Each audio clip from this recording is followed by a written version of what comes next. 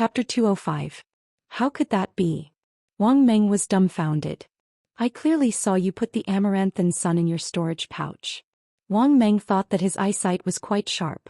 Yun Ruoyan had clearly placed the amaranthine sun in her storage pouch, then taken it out empty-handed. How could Yun Ruoyan hand the amaranthine sun over to someone else? Yun Ruoyan placed the amaranthine sun in her storage pouch, then stored it in her pocket dimension. As long as no one could discover the secret of the pocket dimension, they wouldn't be able to see through her disguise. Xianxia reassured Yun Ruoyan by saying that no one present would be able to see through the secret of the pocket dimension. Back then, Li Mo had only discovered the pocket dimension by following Xiaoqiu's aura, not by discovering the pocket dimension first.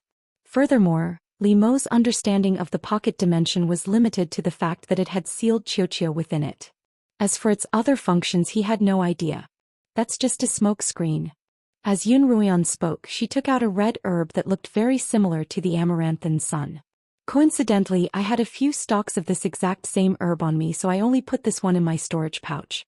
The real amaranthine sun has always been on me, Yun Ruoyan explained calmly. Impossible. Zhao Chong's face was also full of disbelief. He had seen Yun Ruoyan put the amaranthine sun into her storage pouch with his own eyes. This is just a normal herb, but the one you put in your storage pouch was clearly glowing red. Is that what you're saying? Yun Ruoyan turned to Zhao Chong, at the same time raising the red herb in her hand high above her head. Then Yun Ruoyan circulated her spiritual energy, infusing it into the herb in her hand. A white spiritual energy began to emit from the red herb, turning it into a red glow. I only used a little spiritual energy to create a smoke screen. Yun Ruoyan smiled as she looked at Wang Meng and Zhao Chong. What makes you think that I'd so easily hand over a treasure that's already in my possession? Even someone as shrewd as Wang Meng couldn't help but blush. How could he have been fooled by such an unassuming little girl? Wang Meng was filled with anger, but he could not vent it. Anger rose in Zhao Chong's heart. This little girl, who looked to be only 13 or 14 years old, not only had a high cultivation, but she was also very sinister and cunning. It seemed that he had to be careful of her in the future. Ha ha ha, interesting. A loud laughter was suddenly emitted from the mouth of one of the 6 elders. This little girl is a little interesting, I like her. The one who let out this laugh was the youngest 6th elder. When she said that the 6th elder was young, it wasn't because of his ranking, but rather because of his appearance. Of the other 5 elders, 2 had white hair and 2 had grizzled hair. Only the 6th elder had a full head of black hair. The 1st elder also smiled and nodded at Song Song. Song Song received the signal and continued to announce, since that's the case, there's no need for the 2 of you to compete. Shui Yun Mo Yun continue. Everyone took out the items they had obtained from their respective storage bags and placed them in front of them. Lin Qingxue and Lin Qingchen had gained quite a bit at the bottom of the valley, but when divided equally among the 4 of them, it wasn't much. In the past 3 days, the 4 of them had only hunted a single 8-legged evil spirit on the first day, and they hadn't hunted anything else the rest of the time. Compared to the students who had been hunting and searching for early spirit grass, their harvest was naturally less, but it wasn't the least. I don't need my share. This is enough for me. Yun Ruoyan held out the amaranthine sun in her hand. Apart from quantity, there was also a competition of quality. None of the items present combined was as valuable as the amaranthine sun in Yun Ruoyan's hand, so she was quite confident. Of all the students present, Zhao Chong and his team had gained the most. Including himself, his team only had 4 members, but they had gained more than the other teams of 8. Although all 4 of them would be able to enter Kongming Academy, Zhao Chong was a little worried under the envious gazes of the others. Little Su, please don't let anything happen to you, Zhao Chong muttered. Miss will be fine, the youth by Zhao Chong's side comforted. Miss must have been injured. Shui Yun and Mo Yun counted the scores of every student present. An hour later they were done. Shui Yun handed the results to Song Song, who then passed them to the 1st elder who would announce the final result. Out of the 20 candidates, Yun Ruoyan's lone blade of amaranthine sun was at the top of the list. Following her was Zhao Chong, then Wang Meng, and finally the 1st elder announced a name that surprised Yun Ruoyan. Paizio. Puzzled, Yun Ruoyan looked around the crowd and saw Paizio's figure in a corner. His face was pale and bloodless and he was being supported by Yi Qianying. How could he be so lucky? Yun Ruoyan frowned. She hadn't been all that excited when Pei Zhou had died, but now that he was still alive, she felt as uncomfortable as if she had swallowed a mouthful of sand. Pei Zhou also noticed Yun Ruoyan's furtive gaze, and a mouthful of blood spurted from his chest. Pei Zhou's eyes were closed as if he would faint at any moment. Yi Qianying gently reminded him, "Brother Zhou, hold on a little longer. If you collapse now, you'll be treated as a severely injured person and sent elsewhere, and you might even be stripped of your right to enter the academy." Pei Zhou nodded and swallowed the blood in his mouth. Behind Pei Zhou was Yi Qianying, followed by a few others that Yun Ruoyan didn't recognize. Just as Yun Ruoyan's group was beginning to grow serious, the Lin sisters and Zhu Yifeng's names were finally announced. Wonderful, they'd all been accepted. Yun Ruoyan let out a long sigh of relief, and the Lin sisters grabbed her hands excitedly. "I wasn't accepted, damn it. So many of our members died and not a single one of them was accepted. How are we going to explain this to the families of our fallen comrades?" Some of those who hadn't been accepted began to beat their chests and stomp their feet, while others began to sob quietly. "Those whose names have been announced, stay behind. The rest of you leave the Great Hall." Song Song's powerful voice once more reverberated throughout the Great Hall. "Those who haven't been accepted, don't be discouraged. You can remain at Kongming Academy as an honorary disciple, and you can enter the trial again in 3 years." Under the guidance of a few Kongming disciples, the dozen or so students whose names had not been announced were brought out of the Great Hall. Song Song then said a few words of praise to the remaining students. Most of them had performed well, and the elders were very satisfied. Afterwards he had Shui Yun and Mo Yun bring the remaining students to receive treatment and rest. They would wait until the next day for the apprenticeship ceremony to begin. On the way, Yun Ruoyan learned from Shui Yun that Kongming Academy had 3 halls and 5 courtyards: the Imperial Sword Hall, Pill-Making Hall and Forging Hall. The 5 courtyards were the Eastern, Southern, Western, Northern and Central courtyards. Each of the 5 courtyards was managed by 5 elders, but the elders were usually busy with their cultivation and rarely took care of the affairs of the courtyards. As a result, the 5 courtyards were managed by the eldest disciples of the elders. These disciples were the ones who sat to the left and right of the 6 elders, and they were also the instructors of the respective academies. New students would generally enter the 5 courtyards for a period of time, and once they reached the 7th rank, they would be able to enter the 3 halls based on their talent. They were taught by the instructors in the 5 academies, and when they were divided into 3 halls, the 6 elders would choose their disciples from the most talented students. Once they became an elder's disciple, their status would be so high that even the emperors of the 4 kingdoms would have to treat them with respect. Yun Ruoyan's heart skipped a beat when she heard this. She had never forgotten that the Yun and Lin families had been punished by the emperor. If she could obtain a status that even the emperor had to treat with respect, wouldn't she be able to protect the Yun and Lin families no matter how others tried to harm them? Shui Yun brought Yun Ruoyan and the 7 or 8 other girls to an unfamiliar courtyard. This courtyard was much more spacious and elegant than the one they had been in before. There was even a pond and a garden, and each person had their own room. The room had everything one could wish for, and what delighted Yun Ruoyan the most was that there was even a separate room for washing up. The conditions here were far better than the ones they had been in before. This is where the official students of Kongming Academy live. The previous courtyard was for the in-name students, Shui Yun explained. Every room has been prepared with medicine and clean clothes, and there will still be someone who will bring you food at night. Everyone can rest here until noon tomorrow, and after lunch, I'll come to the Great Hall to carry out the selection ceremony. Shui Yun left. When the 7 or 8 exhausted girls saw Shui Yun leave, they cheered excitedly and ran to the rooms they had chosen. There were less than 10 girls, but there were more than a dozen rooms. All the girls were dazzled by the choices and ran from room to room. After all, this was going to be their residence for a long time, and they had to choose the most satisfying room. Yun Ruoyan walked casually, looking around the courtyard without entering any of the rooms. Lin Qingchen and Lin Qingxue followed behind her. "Sister Ruoyan, why aren't you choosing a room?" Lin Qingxue asked excitedly. Lin Qingchen was patient, but Lin Qingxue was a little anxious. All the good rooms were about to be taken. "There's so many rooms and I'm fine with any of them," Yun Ruoyan replied. Go ahead and pick one you like. All right. Lin Xianxia cheered as she joined in, but Lin Qingchen continued to follow behind Yun Ruoyan. Qingchen, why aren't you choosing a room? Yun Ruoyan asked. I don't need to. I'll stay in the room next to Sister Ruoyan's, Lin Qingchen replied matter-of-factly. Chapter 206. Yun Ruoyan smiled at Lin Qingchen's words. Unlike Lin Xianxia, Lin Qingchen's bamboo garden was built in the secluded bamboo forest of the Lin family estate. Being Lin Qingchen's neighbor was a quiet and peaceful affair. The two sisters walked around the entire courtyard, but Yun Ruoyan didn't seem to be satisfied with any of the rooms. She turned around and walked south. This courtyard was built near a cliff on Kongming Peak, and the southern end of the path was a cliff. However, about 40 to 50 feet from the cliff, a single house stood silently as if awaiting its owner's arrival. That's the one. Yun Ruoyan pointed at the isolated house. Lin Qingchen frowned because she didn't see any other houses around that house. It would be difficult for her to become Yun Ruoyan's neighbor. Come, let's take a look.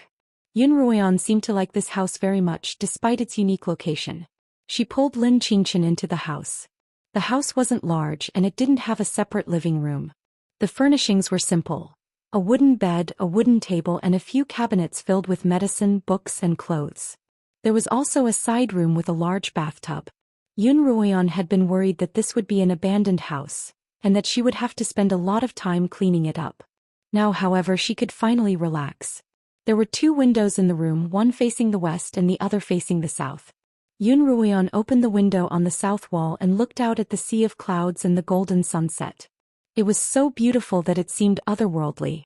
Yun Ruoyan couldn't help but be mesmerized by the beautiful scenery on the wall. When Lin Qingchen saw Yun Ruoyan's expression, she knew that her sister was definitely going to live in this house.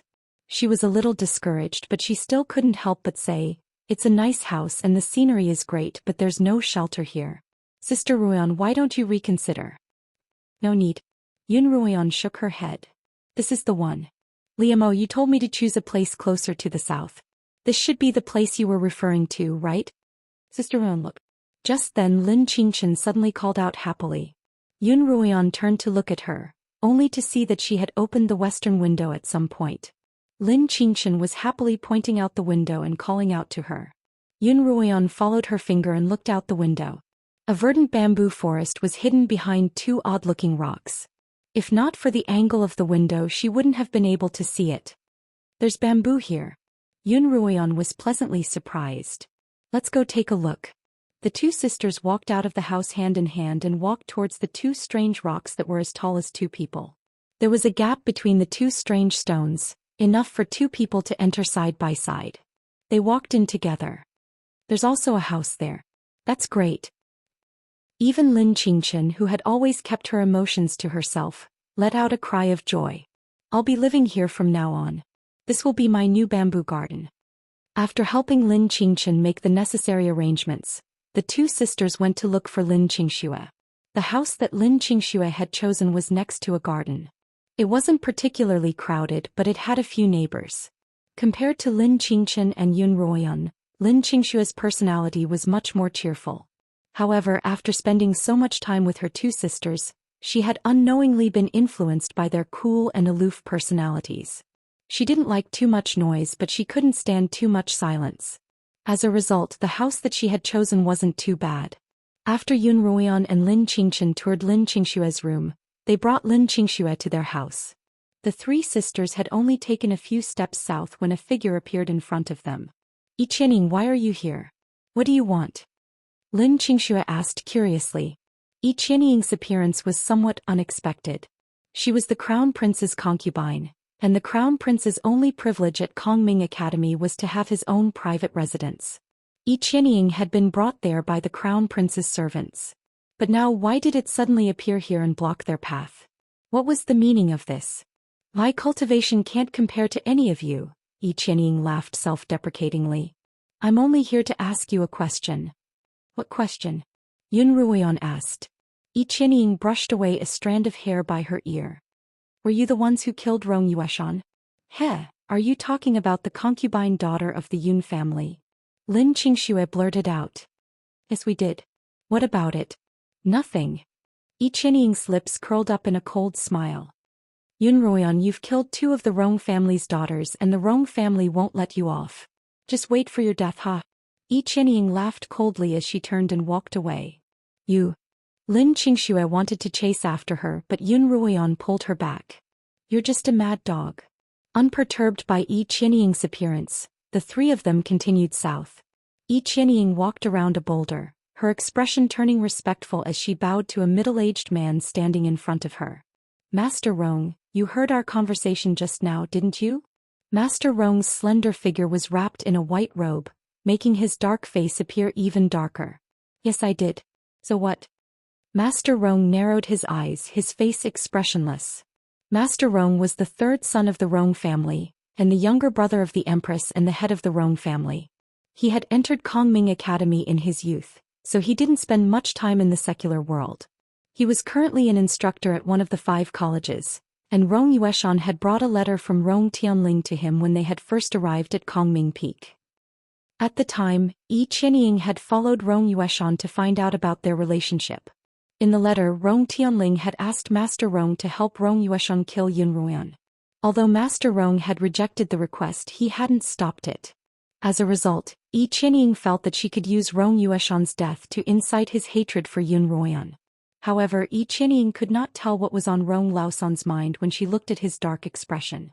Hence she tried to provoke him in a roundabout way. I didn't mean anything by it. I just felt that Yueshan's death was a pity, and so was Miss Rong. They were both outstanding people, talents that the Rong family had painstakingly cultivated, but now they've both died at Yunruoyan's hands. Under Master Rong's gaze, Yi Qianying began to stammer. I understand. You may leave now, Master Rong said coldly. Yes, Qianying. Yi Qianying bowed once more before turning to leave. Master Rong called out to her once more. Yi Qianying stopped and Master Rong's voice rang out from behind her. Tomorrow I'll pick you for the school allocation. Ruoyan. Master Rong spat out these 3 words in a cold voice, then turned to leave. Yi Qianying's eyes flashed with cold joy. My dear sisters, what kind of place did you choose to live in? It's so far out in the middle of nowhere.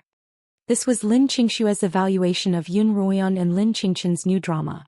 And then she listed a long list of reasons why Yunruoyan and Lin Qingchen could live here. The cold of winter and the hot of summer were the first to bear the brunt of it. Apart from that, there was also the fact that dinner was prepared in the courtyard, and the bathwater had to be prepared from the kitchen herself. Living so far away, the dishes would already be cold after a round trip, let alone the food and bathwater. Just as Lin Qingxue was rambling on, a gray-robed youth knocked on the door with a box of food.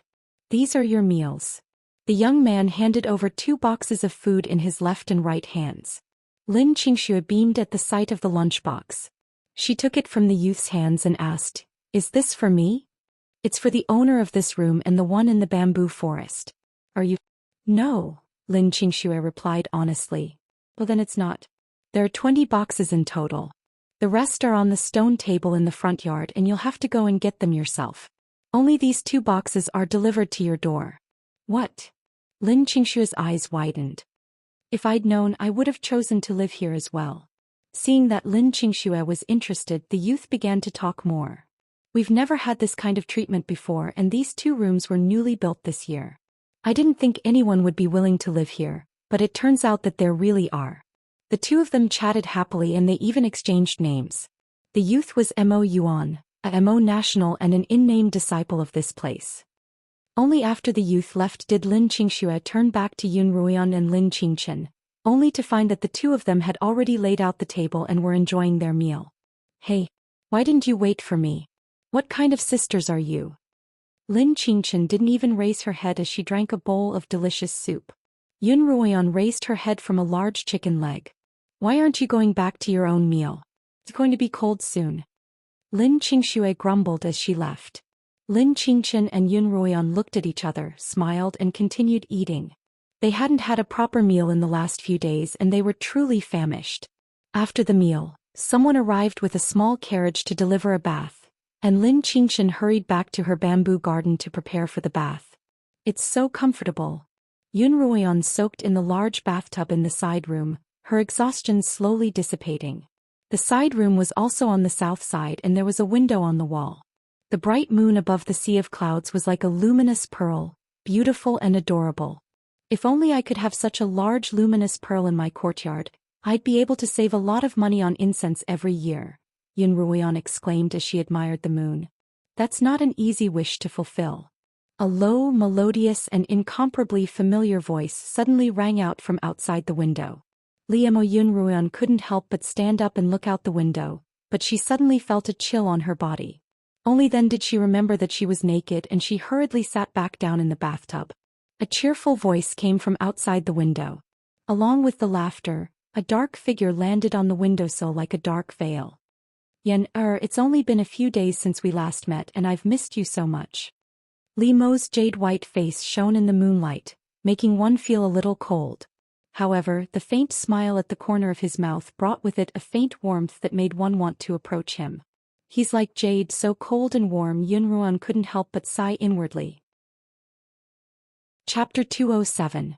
Li Mo looked at Yunruoyan. Her slender neck, sculpted shoulders and exquisite collarbone were all exposed to the air. Under the mist and moonlight, it was a hazy beauty. Li Mo's lips curled up and his smile deepened.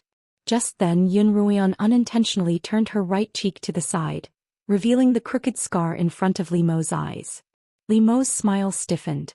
He couldn't stand the fake birthmark on Yunruoyan's face any more and more. Li Mo didn't object to Yunruoyan concealing herself in front of others, but the fact that she had to do so in front of him made him very unhappy. Did you know that I was coming? Li Mo asked. The fake scar on Yunruoyan's face was clearly freshly made. In the dead of night, the only person she had to be on guard against was him. Yes, I did. Yunruoyan smiled as she leaned lazily against the edge of the tub. How did you know? Li Mo raised an eyebrow. Yunruoyan's relaxed posture made it seem as if she wasn't on guard against him, and Li Mo's stiff smile deepened. I guessed, Yunruoyan replied. Guessed? Yes, I guessed. Yunruoyan turned to Li Mo. Thank you for preparing these for me. Yunruoyan wasn't stupid, nor was she cold-blooded. She had always felt Li Mo's kindness toward her, but her experiences in her past life had made her wary of trusting others. Now, however, she was willing to trust him once more. Are you just going to thank me with words? Don't you have any actions at all? This was the first time Li Mo had heard the word, thank you, come out of Yunruoyan's mouth, and he couldn't help but want to tease her. Then how do you want me to thank you? Yunruoyan didn't expect Li Mo to make such a request. As soon as she spoke, Li Mo appeared in front of her, his hands on the edge of the tub. His fair, jade-like face was only inches away from hers, and they could smell each other's breath. Li Mo, you. Although this wasn't the first time they had been so intimate, Yunruoyan couldn't help but blush. A cool kiss landed on Yunruoyan's lips. It was a familiar taste and Yunruoyan didn't shy away from it. But this time she didn't close her eyes. Their gazes met, and Yunruoyan could see Li Mo's gaze flicker, like a star that had fallen into the ocean. It was a very light kiss and Li Mo released Yunruoyan after a few moments. You're still young and I promise to wait until you're of age. Li Mo smiled at her blushing face. Li Mo smiled. Li Mo's hand caressed the right side of Yunruoyan's face, and in a flash he was already outside the window. Can you stay a little longer? Yunruoyan hurriedly called out. Can you stay a little longer? This place, this moonlight, reminded her of the night she had spent with Li Mo in Kongming Academy's tower. Ruo, Yun, Li for Mo. I'm not familiar with Kongming Academy, and I have many questions I'd like to ask you. What's the situation with the new college tomorrow? You have a treasure on you and you'll definitely be a target for all 5 colleges. As I told you before, choose the southern side, Li Mo replied. I'll fill you in on the specifics in the future. I still have some matters to attend to today, so rest well. If you need anything you can look for Shueiyue. Yunruoyan wasn't surprised to hear Li Mo mention Shueiyue. When Shueiyue had allowed her to bring the beast core with her, she had guessed that she was one of Li Mo's people. All right, Yunruoyan replied softly. Tonight, Li Mo enjoyed Yunruoyan's obedience very much. Even a little wild cat could be tamed and Li Mo almost couldn't bear to leave. How satisfying would it be to hug Yunruoyan and talk to her for an entire night? However, Li Mo looked at the dark clouds in front of him. There were still things he had to deal with. There'll be wind, rain and lightning tonight. Close the windows, Li Emo instructed before disappearing into the moonlight. Yun Ruoyan stared at the small white jade bottle and the white porcelain bottle that Li Emo had left on the windowsill, lost in thought. After her bath, Yun Ruoyan used a dry towel to dry her hair and face. Suddenly she felt that something was amiss. She hurriedly walked to the mirror. The right side of her face was smooth and her birthmark had disappeared. The memory of Li Mo's hand caressing her right cheek suddenly became clear. In the end he still found out. Yun Ruoyan sat in front of the mirror. Perhaps Li Emo found out long ago and he's been watching me put on an act? In order to hide it from Li Emo, she had covered her face so much that she was about to get rashes. Yun Ruoyan stood up from her stool. Damn you, Li Emo. I'll get even with you the next time we meet. A gust of wind suddenly blew in from the horizon. Yun Ruoyan suppressed her anger and shut all the windows and doors properly. Then she heard the sound of thunder and lightning. Crack! A bolt of lightning struck down from the dark clouds, and the electric tongue accurately struck the ink-black figure bound by the iron chains in the middle of the high platform. Not only did the powerful lightning bite into the flesh, but it also directly attacked the person's internal organs. However, the figure only trembled slightly. As expected of the first elder's disciple, he's quite stubborn. The tall and thin second elder and the equally tall and thin Rong Tianjing stood on the dais, looking down at Li Emo. Master, this lightning punishment is the heaviest of all heavenly punishments. Most people would be severely injured after suffering it 10 times, the second elder continued. This brat dared to open his third eye after sunset, all for the sake of a woman. 10 lightning punishments would be too good for him, the second elder continued. In my opinion, he should be expelled from Kongming Academy, but the first senior has always been so protective of him. If I can't expel him and if I can't even give him a little pain, what use is there for me, the second elder, to be in charge of punishments? Continue the punishment. Yes, master. Rong Tianjing raised his sword and pointed it at the sky, his other hand forming a sword seal as he muttered an incantation. Amidst the swirling dark clouds in the sky, lightning crackled incessantly. Then 2 bolts of lightning struck down at the same time. Li Emo sat cross-legged in the middle of the lightning formation. According to the rules, he wasn't allowed to use spiritual energy to resist the heavenly punishments, so he could only rely on his physical body. After 5 bolts, Li Emo still didn't make a sound, but a bead of sweat appeared on his forehead. After 7 bolts, blood trickled down the corner of Li Mo's mouth. Master, if you severely injure him, I'm afraid it'll be hard to explain to the first elder, Rong Tianjing said. Are you afraid? The second elder glanced at Master Rong. This disciple of his could be considered to be of noble birth, and his cultivation was rather high as well. It was just that he was too timid and he was outshone by the first elder's disciple. It's not that I'm afraid, I'm just afraid that I'll make things difficult for you, master. Rong Tianjing put on a show of filial piety. As your master, there's nothing difficult about enforcing the law. The second elder waved his sleeves. Give him a full 12 bolts of lightning and I'll teach him a good lesson, humph. Rong Tianjing nodded and turned away. The fear and respect on his face had vanished, replaced by an icy chill. The second elder had originally intended to give Li Emo 10 bolts of lightning, but with Rong Tianjing's provocation, the 10 bolts became 12, each one more ferocious than the one before it. Little senior brother, you're going to have a hard time this time, huh? Rong Tianjing smiled coldly.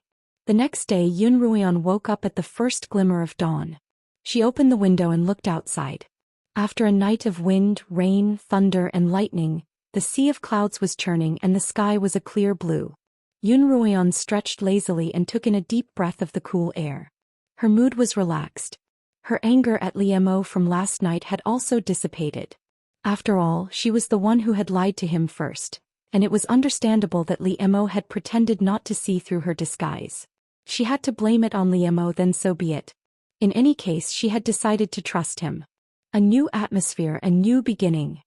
Yun Ruoyan shouted toward the sea of clouds, then began her morning cultivation. On the second floor of the tower, the first elder was treating Li Mo's injuries. 12 bolts of lightning, the second elder sure didn't go easy on him this time. The first elder crushed a spiritual pill and sprinkled it on Li Mo's back. Li Mo's jade-white back was now covered in charred scars. "How dare you hurt my people like this? I'll pay you back sooner or later." A trickle of blood seeped from the corner of Li Mo's mouth. If not for the fact that he had some unfinished business to attend to, Li Mo could have easily endured the heavenly punishment. The great elder sighed and asked, "Is there any progress in your investigation?" Li Mo shook his head and put on his black robe. "Is he still unwilling to speak?" Great elder asked again. "The old man's too stubborn and vicious.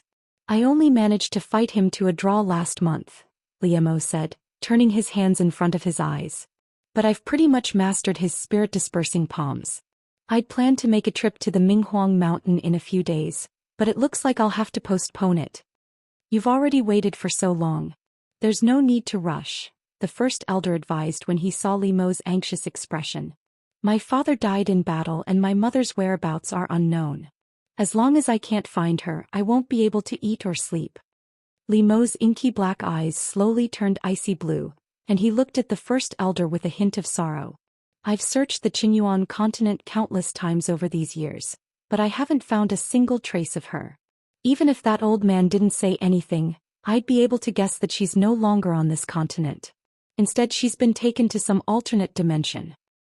You and I are but mere mayflies in this vast world, and even the Qinyuan continent is but a small boat in the vast ocean.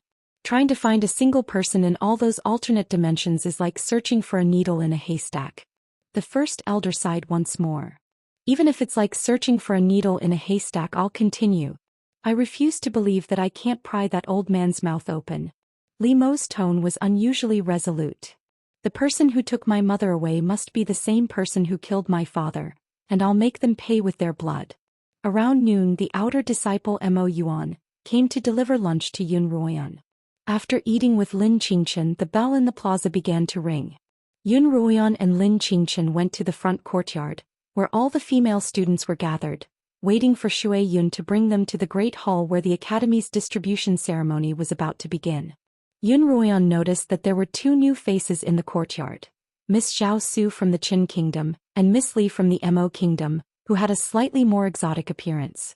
Yun Ruoyan had only met these two people once, but she hadn't seen them the day before. Why were they here today? Chapter 208. The two of them seemed to be quite familiar with the other students in the courtyard. A few of them were chatting and laughing around them, including Lin Qingxue. "Sister Run, Sister Qingding, you're here." Lin Qingxue ran over when she saw the two of them stop chatting. "What happened to Miss Zhao and Miss Li?" Lin Qingchen asked before Yun Ruoyan could speak. When she and Lin Qingxue had been captured, Zhao Su and Miss Li had joined the Qin Kingdom team, and Zhao Su had fed them water and food. As a result, the Lin sisters didn't have a bad impression of Zhao Su. However, they had been hunting with the Qin Kingdom team and the entire team had been wiped out. How could the two of them have escaped unscathed? Moreover, they had suddenly appeared among the students who had been accepted into the academy. Lin Qingxue told the two of them what she'd found out. Zhao Su and Miss Li had been separated from the Qin Kingdom team while they were hunting for magical beasts, allowing them to escape. The two of them had gotten lost in the forest and wandered deep into the forest. When the formation had summoned the students back, the two of them had been left behind for some reason. It wasn't until yesterday afternoon that Zhao Su's brother Zhao Gang was unable to find the two of them among the dead and heavily injured. Only after reporting the situation to Song Song was he able to bring the two of them back from the trial. Because this incident had been caused by Kongming Academy, the two of them were granted admission into the academy. "Since everyone's here, follow me." Shui Yun led the group out of the courtyard and toward the great hall, where the selection for the academy would be held. Under Shui Yun's lead, the 10 female students left the courtyard and walked along the stone path towards the main hall. Yun Ruoyan already knew that Shui Yun was one of Li Mo's subordinates, so she grew closer to her. "I'd like to see Li Mo Senior. Shui Yun, could you pass on a message for me?" Yun Ruoyan whispered. "That's fine," Shui Yun replied softly. "Junior apprentice sister, you must remember junior apprentice uncle's words." "Junior sister?" Yun Ruoyan didn't quite understand. "Who's your junior sister?" Miss Li and Zhao Su walked behind Yun Ruoyan's group. Miss Li's gaze landed on Yun Ruoyan's back as she whispered to Zhao Su, "Don't be fooled by Yun Ruoyan's aloofness. She's only just entered the academy, but she's already so close to you." No way, you're thinking too much, Zhao Su said softly. Miss Zhao, you're too kind. Miss Li said, you'll know in the future if I'm thinking too much. Lin Qingxue had been talking to the people beside her and hadn't noticed the two people behind her. Lin Qingchen, on the other hand, had sharp eyes and ears. She frowned slightly, disliking Miss Li even more. When the two of them were hostages, Miss Li did not harm them, but she showed enough coldness. It turned out that not only was he cold-blooded, he was also a narrow-minded and talkative fellow. This was Lin Qingchen's evaluation of her. Only when she entered the main hall did she realize that Shui Yun was referring to none other than Li Mo. The 6 white-robed elders were still sitting on the high platform at the front of the hall, just like the day before. However, the one in charge of the division was not Song Song but Master Rong. To Rong Tianzong's left and right were the disciples of the 6 elders, as well as the instructors of the 5 colleges. Today, however, there was one more than the day before. What made Yun Ruoyan's jaw drop was that it was Li Mo. I don't think I saw that senior yesterday? A female student had also noticed Li Mo's presence. That's right, I didn't see him yesterday. He looks so young. Gradually, the female students began to discuss Li Mo. Li Mo stood out from the crowd of instructors, who all looked to be in their 30s. Although his face was still covered by his black hair, his ink-black hair made him stand out in the crowd, especially when he was dressed in white. Finally, he's changed. Yun Ruoyan couldn't help but smile. Sister Ruoyan, if I'm not mistaken, that's the Slaughtering King, isn't it? Lin Qingxue leaned over to ask Yun Ruoyan. Yes, you have good eyes, Yun Ruoyan replied coolly. Really? Lin Qingxue's eyes widened. The Slaughtering King is amazing. Not only is he a god of killing, but he's also an instructor at Kongming Academy. And he's so young. Not many of the male students had seen the Slaughtering King before, but Pei Zhou and Wang Meng were the only two who had been in close contact with Li Mo. When they saw Li Mo as soon as they entered the hall, they were no less surprised than Lin Qingxue. Thank goodness I held back against Yun Ruoyan in the imperial territory. Wang Meng began to rejoice after his initial shock. Otherwise, even if I were alive to obtain the Amaranthan Sun, I wouldn't be alive to use it. Li Mo's doting and protective attitude toward Yun Ruoyan had left a deep impression on Wang Meng, and he was determined to build a good relationship with Yun Ruoyan in order to get closer to Li Mo. Li Mo was the Slaughtering King of the Qinyuan continent, and the head disciple of one of the elders at Kongming Academy. Who on the continent wouldn't want to suck up to him?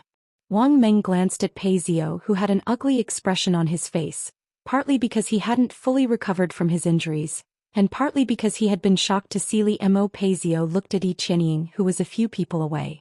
Yi Qianying also turned to look at him, and the two of them silently exchanged glances. Wang Meng began to sympathize with the two of them. He had done some research on their history with Yun Ruoyan. Even Rong Yuehong and Rong Yueshan had been unable to defeat Yun Ruoyan, and even Wang Meng himself had suffered at her hands. Wang Meng was certain that even without Li Mo, Yun Ruoyan would be more than capable of dealing with the two of them. Li Mo remained as cold as a block of ice under the gazes of the crowd. From start to finish, he didn't look at anyone, not even Yun Ruoyan. When Yun Ruoyan saw him like this, she too put on an icy expression. After all, who didn't know how to put on an angry face? Now we'll begin the sorting. Rong Tianhai was much more serious than Song Song. Without any preamble, he had the students take out their identity tokens. The students took off the wooden tokens that they had been carrying on their bodies. A long wooden table had been set up in front of the hall, upon which were 5 crystal alms bowls, each of which was engraved with the words North, South, East, West, West, and North. You can choose which school you wish to enter as long as you place your identity token in the appropriate alms bowl, Rong Tianhai instructed. Aren't we talking about the 5 major schools? Why isn't there a central school? You can choose which school you wish to enter, but whether or not you'll be able to do so will depend on the instructor's assessment.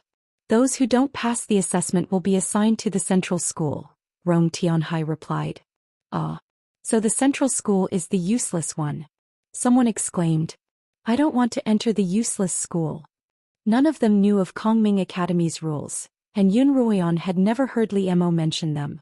However, since Li Mo had mentioned the Southern College, he must be referring to the Southern College, and Li Mo must be one of the instructors there. Yun Ruoyan calmly sent a message to her 2 sisters, telling them to choose the Southern School as well. Zhou Yifeng was too far away to pass on the message, but Yun Ruoyan wasn't worried. She was certain that he would choose the same school as her. Qianying looked up at Master Rong, then at Pei Zhou. She stepped forward and tossed her token into the Northern College. Pei Zhou followed behind her and tossed his token into the Northern College. Just as Yun Ruoyan was about to toss her identity token into the Southern College's bowl, she heard a white-robed elder's voice call out from the dais. "Wait." The tall, slender second elder stood up and walked to Rong Tianhai's side, looking at Yun Ruoyan with a pair of eagle-like eyes. Perhaps because he didn't smile often, the wrinkles on his face were deep, and the corners of his mouth drooped down, giving off a sinister aura. It was this sinister face that suddenly smiled. "Young lady, you're new to Kongming Academy, so you might not be familiar with the academy's rules. Since you've obtained the Amaranthan Sun, you'll have to enter my pill-making hall. The Northern School will be managed by my first disciple, Rong Tianhai. You'll first learn from him, then become my disciple. You'll choose the Northern School." Yun Ruoyan was a little dumbfounded, and her hand froze on the Southern School's bowl. "Second elder, you can't say that." The fourth elder also stood up. He was short and stout, and when he stood he looked like a dwarf. However, his voice was loud and clear. "No one has explicitly stated that pillsmiths have to enter the Northern School, and no one has said that those who are talented in pill-making have to enter the pill-making hall, right? That may be the case, but every profession has its own specialization. The pill-making hall specializes in pill-making, so those who are talented in pill-making should naturally choose it," the third elder replied.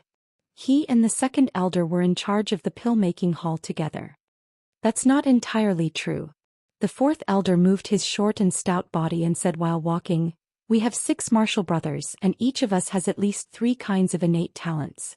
I think I'm not much worse than you in terms of alchemy, second brother. For those who are talented, there's no such thing as a specialization." So, the fourth elder looked at Yun Ruoyan lovingly. "So, young lady, why don't you join the Western School? I can teach you anything you want. All of you are right, and my Eastern School isn't bad either. Young lady, why don't you consider it as well?" The kind-looking fifth elder also spoke up. Yun Ruoyan's heart was as clear as a mirror. These old men weren't fighting over her. They were clearly eyeing the Amaranthan Sun in her possession. Kongming Academy's rules stated that whatever students obtained during the trial belonged to them. As a result, no matter how valuable the Amaranthan Sun was, it belonged to Yun Ruoyan and no one dared to snatch it from her. However, if Yun Ruoyan voluntarily offered it up, she wouldn't be breaking the rules. Yun Ruoyan was certain that no matter who she chose, the first thing they'd do would be to beg her for the Amaranthan Sun. To Yun Ruoyan, choosing the Southern School was the most beneficial option for her. However, if she chose the Southern School, she would offend all of the other elders and her future would be difficult. Chapter 209. Young lady, think carefully before you make your choice. Why don't you come to the Central College instead? The sixth elder said half-jokingly. All eyes turned to Yun Ruoyan. The elders looked at her as if she were a juicy piece of meat, and the students behind her all looked at her with envy, jealousy and hatred. They had to worry about being sent to the useless Central College after choosing Yun Ruoyan, but Yun Ruoyan was being fought over by so many. Qianying was one of those who was gnashing her teeth in hatred. She couldn't understand how Yun Ruoyan, whose face was half covered by an ugly birthmark, was so highly sought after wherever she went. Had her sorcery extended to Kongming Academy, and even the elders had been bewitched by it? Yun Ruoyan, on the other hand, couldn't help but turn to Li Mo. Li Mo's head was lowered, as if this matter had nothing to do with him. This made Yun Ruoyan very angry. Since you don't care, then I won't choose the Southern College. Yun Ruoyan suddenly threw a childish tantrum, wanting to throw a tantrum at Li Mo. She retracted her hand from the Southern College's bowl and placed her identity token in front of her eyes. She flipped it over and over again as if in deep thought.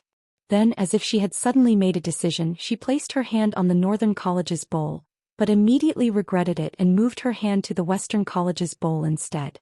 Yun Ruoyan's indecision caused the elders and the students behind her to crane their necks, their gazes following her hand from side to side. Are you willing to become my disciple? Just then, the first elder, who was seated at the center of the dais, stood up. His voice wasn't loud, but it reached everyone's ears and shocked them all. First elder, you're accepting a disciple? The fourth elder turned to the first elder in disbelief. First senior, you said that you'd only take one disciple in your lifetime. The second elder frowned and the wrinkles on his nose deepened. How can the first elder of Kongming Academy go back on his word? Aren't you going to be laughed at by the world? The second elder questioned him in front of his face, and his words were very serious. Although the other elders were not as harsh as the great elder, their eyes also revealed doubts. I did say that I would only take one disciple in my life. As the first elder of Kongming Academy, I will naturally take responsibility for my words. Then, eldest senior brother, why did you say that you wanted to take this little girl as your disciple? The second elder continued to ask. The great elder stroked his snow-white beard and smiled. You must have heard wrong.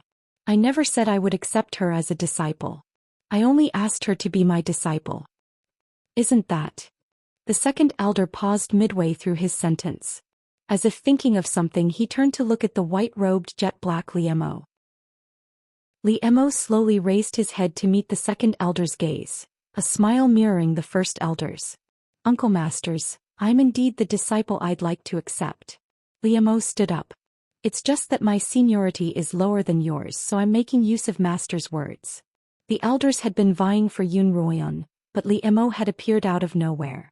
The second elder thought gloomily, good lad, it seems like 12 bolts of lightning last night were too little. If you fall into my hands again, I'll definitely reward you with 20 bolts. Eldest senior brother, if you know that you're of lower seniority, why are you still fighting with the uncle masters for a disciple? Rong Tianhai interrupted. Although I entered the academy later than you, I'm older than you by a few years. I've long had the intention of accepting a disciple, but we'll have to wait until the uncle masters are done. That's the proper etiquette for juniors, don't you agree, senior brother? You're right, junior brother, but even if I were to disregard etiquette, I have the right to accept a disciple. Since I have the right, why can't I? Liemo continued unhurriedly. Moreover, Kongming Academy has always accepted disciples of their own volition, so I won't force Miss Yun to accept one. But Rong Tianhai wanted to retort, but Liemo raised a hand to stop him. Rong Tianhai couldn't help but be suppressed by the aura of a superior authoritative figure. Liemo's gaze landed on Yun Ruoyan. Miss Yun, are you willing to accept me as your master? When Yun Ruoyan met Liemo's smiling eyes, she suddenly realized that this fellow wanted to accept her as a disciple, and that she wanted to become his disciple. Yun Ruoyan's astonished gaze met Liemo's, and the two of them began a silent exchange. Are you serious? Do you really want me to become your disciple? Yun Ruoyan stared at him. In that case, do you have a better candidate in mind? Liemo's lips curled slightly toward the third elder and the others as if to say, do you want to become their disciple?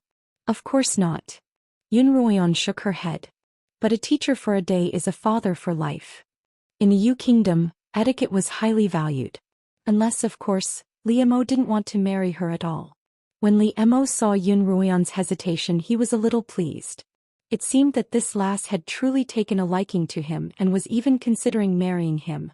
At the same time, Liemo was a little anxious. He was afraid that Yun Ruoyan would choose one of the elders in a fit of pique. Just then the second elder spoke again. Miss, you'd better think this through. Kongming Academy has 3,600 students, but only 50 of the elders' disciples. I'm the second elder, and if you accept me as your master, you'll be of the same seniority as Liemo, and you'll only be one of the 3,000 students. Trust me. Liemo looked at Yun Ruoyan with a determined gaze. Should she become Liemo's disciple, or would she be of the same seniority as him? Yun Ruoyan was truly hesitant. To be of the same seniority as Liemo would mean that she would gain a high status as soon as she entered Kongming Academy, and all 3,000 students would have to address her as their senior. However, these elders weren't here for her. If she were to become their disciple, the Amaranthan sun would no longer be hers. If she became Liemo's disciple, her father, the Yun family, and even the emperor wouldn't be willing to let her marry him. Liemo, what are you thinking? Since you want to take me as your disciple, I'll grant you your wish. Yun Ruoyan gritted her teeth. I, Yun Ruoyan, am willing to become Liemo's disciple. Yun Ruoyan's words shocked quite a few people. This was a difference in seniority that many wouldn't be able to overcome in their lifetime, and Yun Ruoyan would surely regret it in the future. However, those with foresight didn't think so. If the first disciple of the first elder lived long enough, she might even become the first elder herself. Even if she wasn't in a rush to curry favor with Liu Mo, she still couldn't afford to offend him. Young lady, don't let your emotions get the better of you. Think about it again. The third elder was also anxious. Elders, Yun Ruian has made up her mind and I won't change it. Once the decision was made, Yun Ruian wouldn't waver in the slightest. As she spoke, she knelt down in front of Liu Mo. Disciple Yun Ruian greets master. Liu Mo slowly sat down and accepted Yun Ruian's bow. Yun Ruian kowtowed 3 times before Liu Mo waved her off. Yun Ruian greets grandmaster. Yun Ruian then turned to the first elder and kowtowed 3 more times. The first elder also waved his sleeve, indicating that she was excused. Yen come over here. Liu Mo beckoned to Yun Ruian kindly. Yun Ruian wasn't in a good mood at the moment. She glared at Liu Mo, but when she saw him smiling so casually, her heart ached and hurt. Suppressing her flustered emotions, she walked toward Liu Mo. Liu Mo didn't look at Yun Ruian's face. Instead, he took her identity token in his left hand and formed a sword with his right hand. Faint white spiritual energy appeared on his fingertips. The spiritual energy streaked across the token, and Liu Mo used his finger as a pen to carve out a few lines of words. Yun Ruian, disciple of the first elder of Kongming Academy, Liu Mo's first disciple. Time: 523 years in the Qinyuan abyss. Yun Ruian's gaze toward Liu Mo grew colder as she took the token from him. Liu Mo, is this what you want? After paying her respects, Yun Ruian stood behind Liu Mo and quietly watched the other students enter the Western College. With Yun Ruian as an example, the third and fourth elders began to fight over Wang Meng. The famed pill-making genius ended up in the fourth elder's Western College. Lin Qingxue, Lin Qingchen, and Zhu Yifeng all entered the Southern College. Yi Qianying and Pei Xiao entered the Northern College. In the end, only 3 unassuming youths managed to sneak into the Central College. The 3 youths wore bitter expressions as if their mothers had died. What's with that expression? The 6th elder, who was in charge of the Central College, said unhappily, "Don't look down on the Central College. I came from the Central College myself, and when I entered the 3 colleges, I even became the disciple of the previous first elder. As long as you're willing to work hard, you might very well become the next me."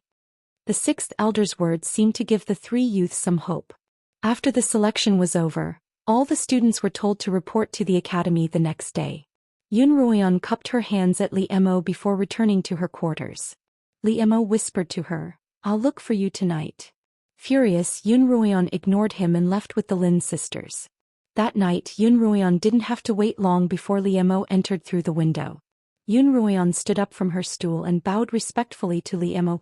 Disciple pays respect to master. His tone was extremely respectful. Liu Mo knew that Yun Ruian was angry with him, so he stepped forward and grabbed her by the waist, pulling her into his embrace. What are you doing?" Yun Ruian struggled with all her might, her face contorted in anger. "You're my master. How can you touch your disciple?" Chapter 210. Since you're already my master, you have to behave yourself. Yun Ruian once again resisted Liu Mo's intimacy. Liu Mo was as unyielding as ever. He hugged Yun Ruian tightly and whispered into her ear, "Yan I'm afraid you've misunderstood. I'm only your master, not your master." "What do you mean?" Yun Ruian didn't quite understand what Liu Mo was getting at. "Master, a master for a day is a father for a lifetime. As a master, I'm only a step away from becoming a peak 9th rank blade master. I'm a peak 9th rank blade master, a peak 8th rank pill master, and a beast master and forge master who recently broke through to 8th rank. Yan you won't be able to find a better master than me in the entire Kongming Academy, or even the entire Qinyuan continent." This was the first time Liu Mo had revealed his true abilities to Yun Ruian. Everyone knew that the Slaughtering King was talented, but Yun Ruian hadn't expected him to be so well-rounded. Liu Mo was truly the best candidate for a master. "Are you really that strong?" Yun Ruian couldn't help but ask, "But you're only in your 20s. How did you do it?" Cultivation wasn't something that could be accomplished in a single day. No matter how talented one was, they still needed time to cultivate. Yun Ruoyan felt that even if Li Emo started cultivating from the age of 3 without eating, drinking or sleeping, he still wouldn't be able to reach such a level. Sensing that Yun Ruoyan was no longer struggling, Li Emo loosened his grip on her waist and turned her around. This is a secret of mine. Li Emo had secrets and so did Yun Ruoyan. Yun Ruoyan had never intended to reveal her secrets to Li Emo, nor would she pry into his secrets, even if she was curious. Yun Ruoyan thought that Li Emo wouldn't continue, but he continued. Yan, I'm sure you've already guessed that my father wasn't the previous emperor of the Yu Kingdom. In order to hide my true identity, the previous emperor gave me this identity. So your father is the legendary Beast King? Yun Ruoyan finally revealed her long-held conjecture. That's right, that's my greatest secret. Li Emo caressed Yun Ruoyan's smooth cheek. A large part of my cultivation came from my father's legacy before his death, as well as my talent and hard work. I see. Yun Ruoyan exclaimed. Yinner is smart. You've long suspected me. Li Emo looked at Yun Ruoyan, his inky black eyes slowly turning icy blue. Originally, anyone who suspected my identity would be killed without question, but Yen is an exception. This prince wants to marry you and make you one of my people, so Yen, you can never betray me. Facing the man in front of her who was both her fiancé and her master, a strange feeling arose in her heart. She felt that Li Emo could be gentle and affectionate like a hot spring that could melt a person, or he could transform into a wolf and tear them apart. He was a dangerous, intoxicating man. What if one day I betrayed you and tried to leave you? Would you kill me? Yun Ruoyan asked slowly. Yes. Li Emo replied without hesitation. All right. Remember what you've said today. If one day you betray me and try to leave me, I'll kill you. Yen. Li Emo couldn't help but laugh when he saw Yun Ruoyan's serious expression. So what if he was her master? Even a master couldn't stop two people who truly loved each other. Moreover, neither Yun Ruoyan nor Li Emo was the type of person who cared about worldly honor and glory. Perhaps the two of them shared the same dream of wandering the world hand in hand. It was just that both of them had an unfinished mission. The two of them hugged for a long time before Li Emo broke the silence by telling her everything he knew about his parentage. He explained how he had become the slaughtering king of the Li Kingdom from the son of the Beast King.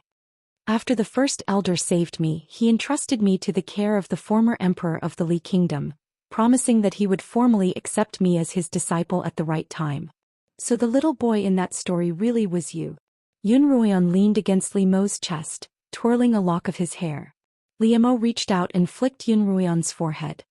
Hey, what are you doing? Yun Ruoyan screamed. I was so sad that day, but instead of comforting me, Yen, you pretended to be asleep. Li Emo pretended to be angry. Slaughtering king, I don't dare to make wild guesses, Yun Ruoyan muttered. In that case, what are you doing right now? And what's your mission?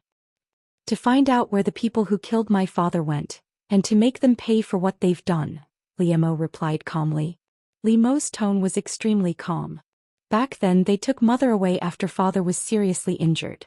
I still want to find mother and reunite with her son. Yen, my mother will surely fall in love with you and our family of 3 will be able to live happily ever after. Li Emo, I have my own secrets, Yun Ruoyan replied coolly. I know. Li Emo stroked Yun Ruoyan's fringe as he continued. Yen, I know all of your secrets. You know.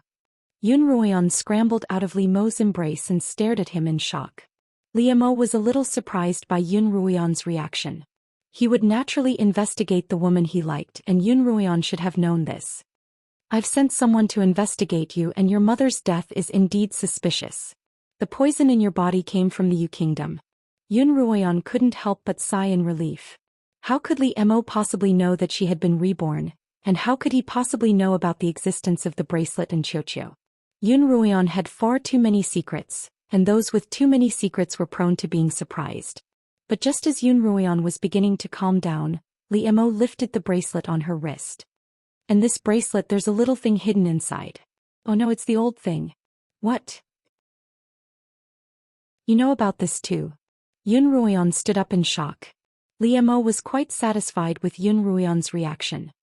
Xianxia, are you still pretending to be asleep? Li Emo glanced at the bracelet on Yun Ruoyan's wrist. I'll give you a chance to tell your master the truth. Mistress, I'm sorry. Xiao's apologetic voice rang out in Yun Ruoyan's mind. I'm actually the Beast King's contracted beast. The Beast Emperor died in battle during that siege and I was heavily injured and sealed in the silver bracelet.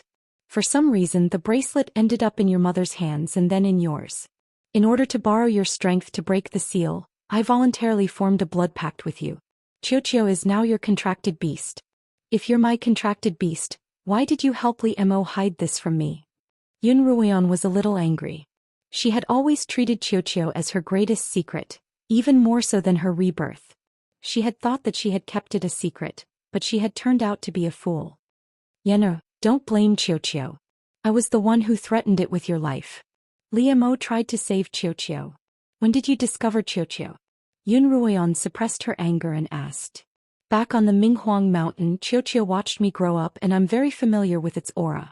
I tried to get Xiao to abandon you but it refused. At the time I couldn't see through you so I was both curious and wary of you so I threatened Xiao not to reveal this matter. Mistress, you won't blame Xiao, will you? Xiao's pitiful voice rang out in Yun Ruoyan's mind. Yun Ruoyan sighed. How could she blame Xiao? Xiao had saved her many times in times of trouble, and it had taught her so many things, allowing her to see hope every time she was lonely and helpless. I don't blame you but from now on, you have to promise me that you'll never lie to me again. You know that I hate it when people lie to me. Yun Ruoyan didn't use her mental energy to communicate these words to Li Mo. Li Mo couldn't help but feel a little guilty, but he had never intended to tell Yun Ruoyan that she was a human furnace. Based on Li Mo's understanding of Yun Ruoyan, she could forgive Xiao's lies, but she would never understand that he had approached her and helped her because of her identity as a human furnace. In fact, Yun Ruoyan might even suspect that Li Mo's true feelings for her were still solely for her body, so he couldn't take this risk. Sinamo, didn't I say that you'd like my mistress? Xiao communicated with Li Mo through its mental energy, its tone full of pride. Li Mo only smiled. Yun Ruoyan was truly an accident in his life. Rest early. I still have some matters to discuss with the First Elder, and I'll come to pick you up tomorrow morning. Li Mo prepared to leave. Because of the high number of casualties in the trial, Kongming Academy had to deal with the aftermath. Students who had lost family members or friends in the trial would be given half a month's break to pay their respects at home. Li Mo walked out of the window and smiled at Yun Ruoyan. Yen, you didn't get a fake scar today so I don't have to bear with your unparalleled ugliness anymore. If Li Mo hadn't mentioned Yun Ruoyan, he would have forgotten about her. Now that she was mentioned, he was immediately enraged. He opened his mouth to scold her, but Li Mo directed his sword far away. Yun Ruoyan leaned against the windowsill as she watched Li Mo's figure disappear into the horizon. She had never felt so relaxed before. In the past, the two of them had their own secrets, and even when they were intimate there seemed to be a barrier between them. But now that their secrets had been revealed, even if they hadn't done anything that intimate, they felt as though their hearts were connected. Li Mo, you mustn't lie to me. Atop the tower, the First Elder stood with his hands behind his back, Li Mo hovering by his side. You've told her everything? The First Elder asked. Since I've already decided on her, I'll have to tell her sooner or later, Li Mo replied. She doesn't like it when people lie to her. In this way you're quite similar to your father. You might seem cold, but once you've decided on someone you'll treat them with sincerity. The First Elder turned his gaze to the distance as though reminiscing about something. Your father and I met in the slave camp. Without his protection I would have died long ago. He was a natural-born ruler, and with his abilities he could have dominated the entire Qinyuan continent. It was only after he met your mother that he was willing to stay in the Yueli mountain for the rest of his life. The First Elder's voice suddenly turned sorrowful. But even so he couldn't have escaped. I was too late, or else I might have been able to save his life. Master, this isn't your fault. Li Mo shook his head. He transferred 30% of his cultivation to me and had a maid take me away. I knew that he was prepared to die. Chapter 211. By the time the First Elder received the news and rushed to the Yueli mountain, the Beast King was already dead. However, he had managed to severely injure someone, and that person had been imprisoned within the Minghuang mountain ever since. The Minghuang mountain contained the Li Kingdom's dragon vein, and it had always been under the strict protection of the imperial family. Furthermore, the dragon vein's murderous aura was so strong that most people wouldn't be able to approach it. The dragon vein was born with a large iron chain that could be used to trap that person. After the first elder captured that person, he had secretly imprisoned him within the cave. Ever since Li Mo had come of age, he had visited the cave every once in a while to force the person to reveal his mother's whereabouts. However, that person had been pierced through by a blade, and his cultivation had been reduced to less than a tenth, but he was still able to severely injure Li Mo. It was clear just how powerful that person was. Last time I was already able to fight that old fellow to a draw. This time I'll definitely defeat him. Li Mo's tone was resolute. All these years he had been defeated again and again, and now he could finally see a glimmer of hope. Sun Mo, even if you defeat him, you won't be able to exact your revenge with your current cultivation, the first elder reminded Li Mo. The first elder reminded Li Mo, even if he relents one day, if you don't have a full grasp of the situation, don't risk your life for revenge, understand? Don't worry, master, I know what I'm doing. Li Mo looked into the distance, where the sky was already beginning to brighten. Just as dawn broke, Yun Ruian woke up early, intending to go to the bamboo gardens to bid farewell to Lin Qingchen. Just as she was about to leave, Li Mo arrived on his sword. Li Mo didn't intend to enter her room. Instead, he reached out a hand to Yun Ruian through the window. Qingchen and the others agreed to descend the mountain together yesterday, but I haven't told them yet, Yun Ruian said. I've already had Shui Yun tell them. Li Mo reached into the window and pulled Yun Ruian out without a word. Hey you! Yun Ruian was startled. By the time she turned around, she was already in Li Mo's arms, her feet firmly planted on the sword. It had taken them a few days on horseback to reach the capital, but it only took a few hours on Li Mo's sword. Take me home first. I want to see my brother. Yun Ruian was eager to share the joy of entering Kongming Academy with her brother. Li Mo brought Yun Ruian to the top of the Yun Manor, where she was greeted by a vast expanse of white silk. Miss Yun's body has already been returned, and your family is preparing for a funeral, Li Mo replied. Only then did Yun Ruian remember that Yun Ruyao had died in the trial. Although she is my half-sister, she has been bullying me and suppressing me with the other sisters since I was young. I don't like her and she doesn't like me. I'm sure she doesn't welcome me to pay her respects. I won't be going home today. There's a place I want to go, Li Mo replied. If you're not going home, why don't you come with me? Where? Yun Ruian asked. You'll know when we get there. Li Mo took to the Minghuang mountain on his sword. Li Mo had always taken her out to eat or play, and she thought that it would be the same this time. The phoenix orchids pretty much wilted. Why did you bring me here? Yun Ruian looked down at the Minghuang mountain. I'm going to meet someone, an enemy of mine. Li Mo told Yun Ruian about this person. Yun Ruian realized that Li Mo's injuries had all been caused by this person. Li Luo had also told Yun Ruian that she had followed Li Mo to a mysterious cave, which must have been the one Li Mo had mentioned. The two of them landed quite a distance away from the imperial family's territory. It was already the end of autumn and winter was about to begin. Without the phoenix orchid as cover, Li Mo had to be a little cautious. Yun Ruian found it strange that, given Li Mo's status, those guards wouldn't be able to stop him. However, Li Mo told Yun Ruian that this place was extremely secretive, and that no one could know of it. As a result, he had never flown on his sword before entering the Minghuang mountain. Yun Ruian traversed through the forest, easily avoiding the patrols. It was already late in the season, but the patrols hadn't lessened in the slightest. It was clear how important this place was to the imperial family. Emperor Li's annual hunting trip was an excuse, but in reality he was here to pray for the dragon vein. For the great elder to dare to hide people here, he was very bold. Without much effort, the two of them passed through the hunting grounds. Yun Ruian saw a large sacrificial altar in the distance. Is this the place? Yun Ruian asked. No, it's still quite a distance away. The dragon vein has a backlash that can't be withstood if one's cultivation is too low, so the altar was built far away. I didn't start coming here until I was a peak 6th rank blade master. The two of them walked around the altar for another 15 minutes before Yun Ruian finally saw a cave. This should be the place. The two of them walked up to the entrance of the cave and looked in. A cold wind blew out of the cave. Yun Ruian could feel a murderous aura accompanying the wind, followed by a dragon's roar that made her feel a little dizzy. How are you feeling? Can you hold on? Li Emo patted Yun Ruoyan's back. Yun Ruoyan woke up with a start and the dragon's roar disappeared. She had actually followed Li Emo into the cave. I'm fine, Yun Ruoyan replied. I just felt like I was hallucinating. That's because of the murderous aura. With your cultivation you should be fine. Li Emo pulled Yun Ruoyan deeper into the cave. This was a natural cave and there were no traces of human activity at all.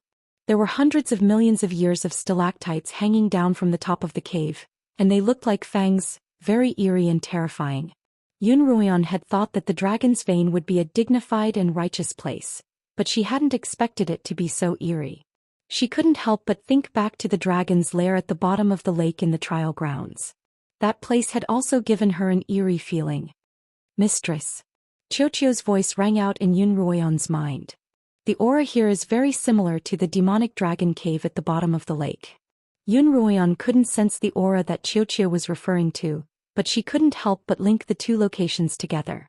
Could there be a connection between the Dragon Vein Cave and the demonic dragon cave? Just then Li Emo suddenly stopped in his tracks. What's the matter? Yun Ruoyan blurted out. Shoo. Li Emo made a shushing gesture before whispering to Yun Ruoyan, there's an unfamiliar aura around you.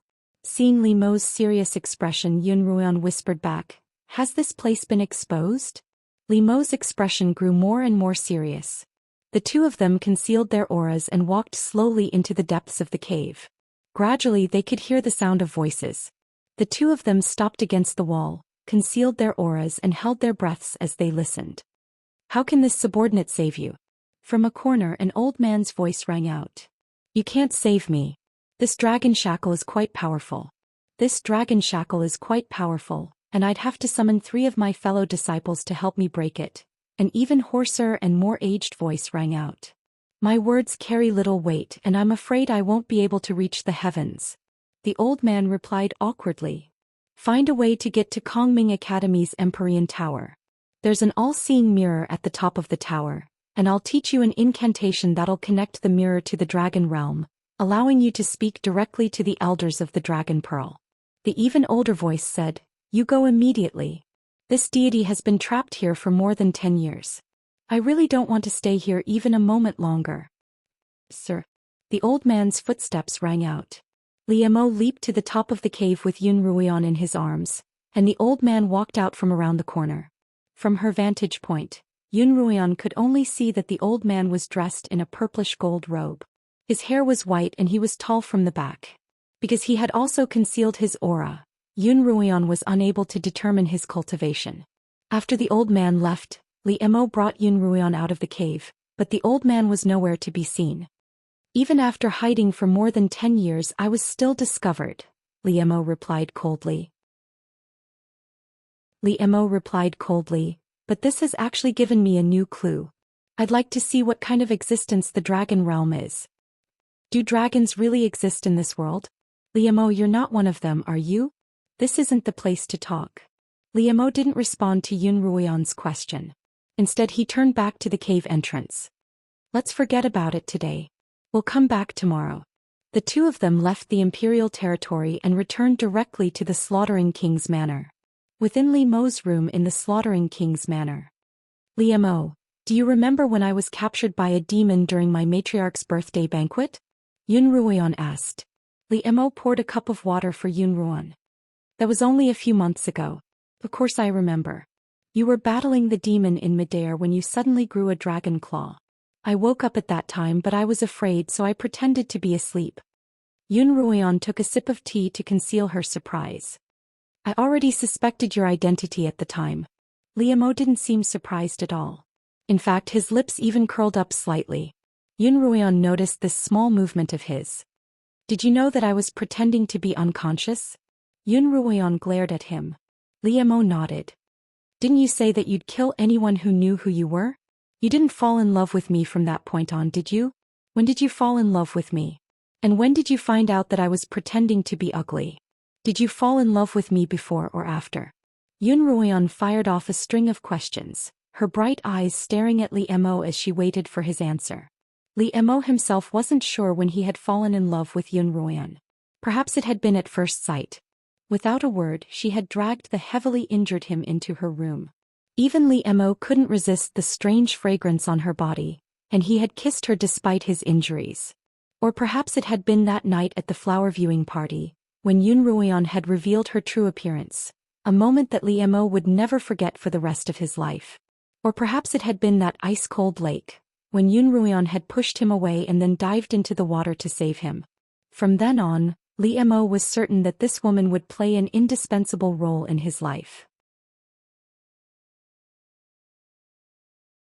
Chapter 212. I'm talking to you. Why are you spacing out? Yun Ruoyan asked unhappily. Li Mo, however, wanted to keep the answer to that question to himself. He frowned and changed the topic. Now that the old man has been discovered, Dong Tiahe will definitely try to activate the all-seeing mirror at Kongming Academy. I have to think of a countermeasure. Yun Ruoyan immediately felt that it was immature of her to dwell on such trivial matters at such a time, so she didn't pursue the matter any further.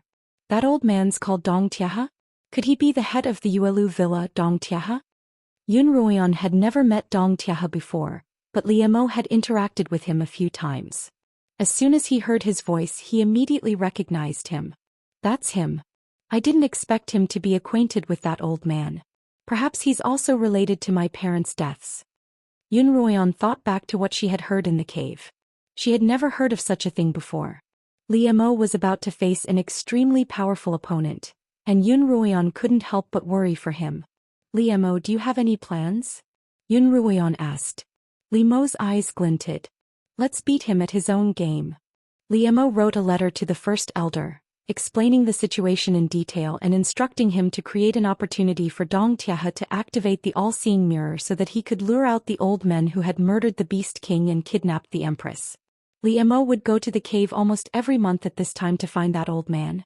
In order not to arouse the old man's suspicions, Li Mo decided to go to the cave again at night.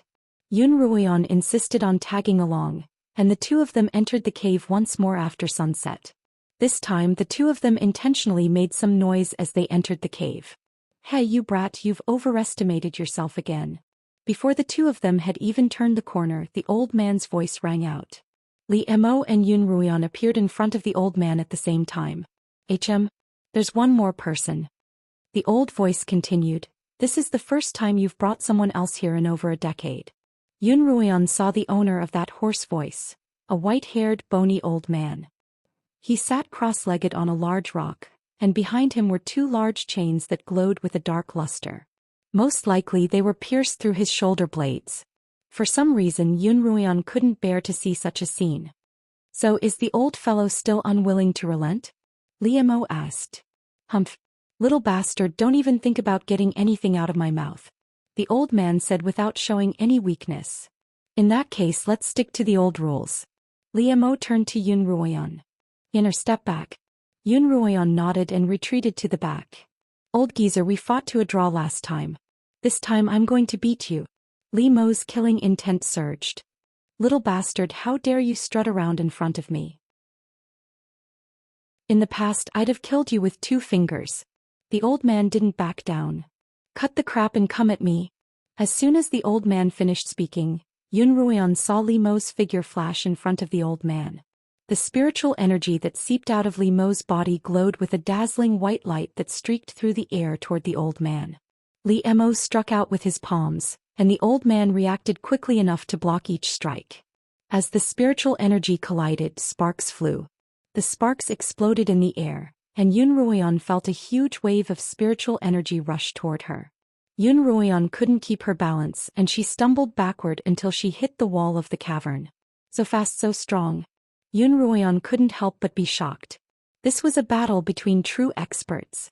In a short period of time, Li Mo and the old man had exchanged countless blows. At the start, Yun Ruoyan could still clearly see how the two of them fought. By the end, all she could see was a dazzling white light surrounding the two of them, and the shockwaves of spiritual energy caused Yun Ruoyan to stick close to the wall, unable to move in the slightest. Old geezer, take this. Li Mo shouted as he pushed out with both palms, sending a wave of spiritual energy straight toward the old man's chest. The spirit sealing palm. The old man's heart skipped a beat. He couldn't help but think back to all the battles he had fought with Li Mo over the past decade. On more than one occasion he had injured Li Mo to the brink of death, but each time he recovered he would return stronger than ever. The spirit sealing palm was the old man's most effective technique against Li Mo. Not only would it cause internal injuries, but it would also render him unable to use spiritual energy for a period of time. Not daring to be careless, the old man raised both hands and used all his spiritual energy to meet Li Mo's palm. The two waves of spiritual energy collided, but this time, there were no sparks or ear-splitting sounds. Li Mo's feet slowly left the ground, and another wave of spiritual energy surged out of his palms, stacking on top of the opposing spiritual energy. This sudden increase in spiritual energy finally broke through the old man's defenses, and a wave of spiritual energy flowed through the old man's palms and into his spiritual vortex. The old man spat out a mouthful of blood, and his gaze toward Li Mo was filled with despair. He had been trapped here for more than a decade and had just been found by his subordinates in the mortal realm. Was he going to die just like that? If Li Mo had continued his attack, the old man would have died without a doubt. However, Li Mo had stopped. Li Mo retracted his palm and retreated, landing lightly on the ground. "I've won," Li Mo said coolly. After more than a decade of fighting, he had suffered countless injuries every month and every year. If not for his powerful regenerative abilities, he would have died many times over. Finally, he had won. All his agitation transformed into a single sentence. "I've won. Why didn't you kill me?"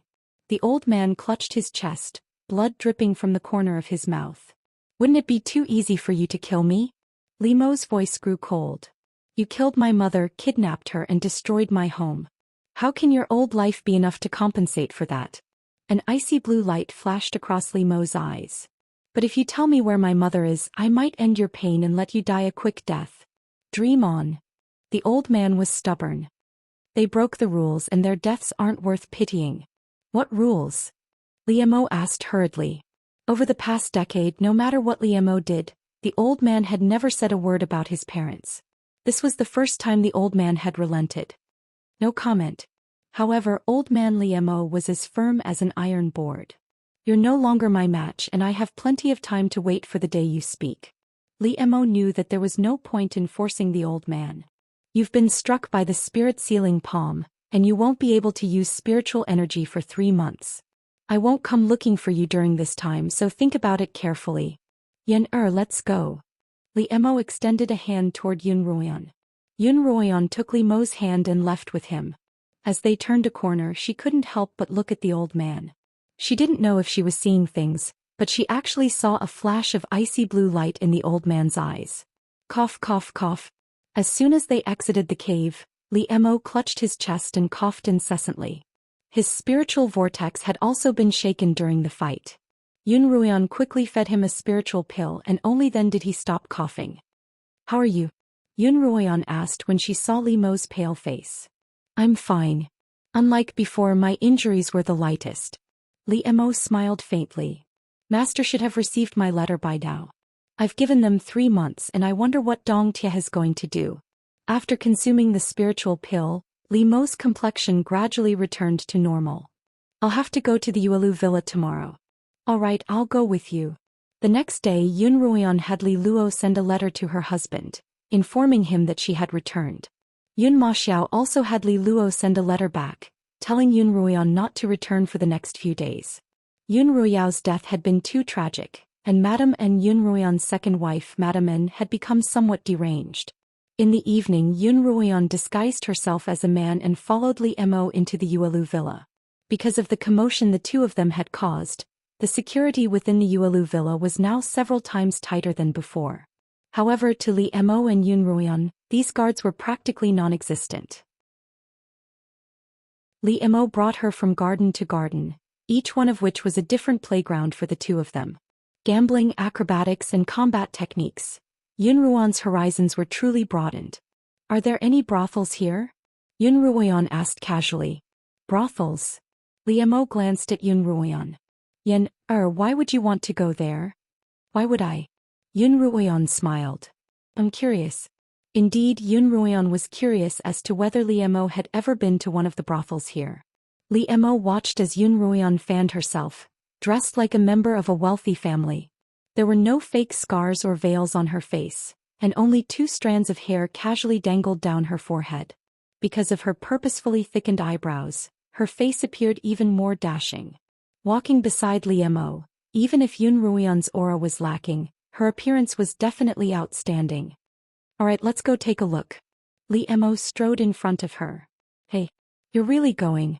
Yun Ruian hurriedly followed behind Li. Hey, the 2 of you are so handsome. Come, I'll drink with you for free.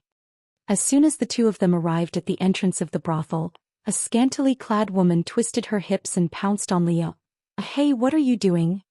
Yun Ruian hurriedly stood in front of Li Mo, preventing the woman from taking advantage of him. Hey, what a handsome face. The woman couldn't help but reach out to touch Yun Ruian's face. Ouch. The woman suddenly let out a pained cry as Li Mo grabbed her wrist. Sir, let go. What are you doing? The woman begged. He's mine. If you touch her, I'll chop off your hand, Li Mo replied coldly. Chapter 213. So the 2 of you are gay. Then what are you doing here? The seductress cried out tearfully, drawing a few gazes in their direction. Yun Ruian hurriedly dragged Li Mo out of the brothel, laughing to herself the entire way.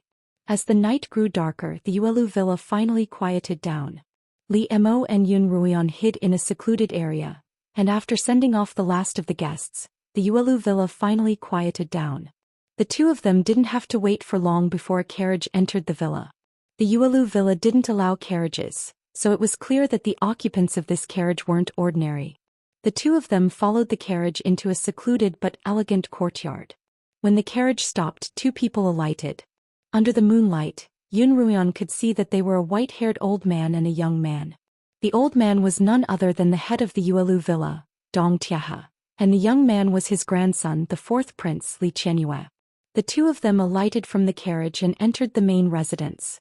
Yun Ruian and Li Mo silently leapt onto the roof of the main residence.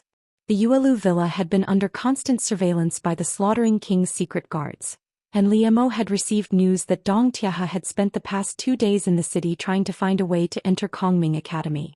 Li Mo lifted a glazed tile and the 2 of them looked down. I've already discussed it with Rong Yuan.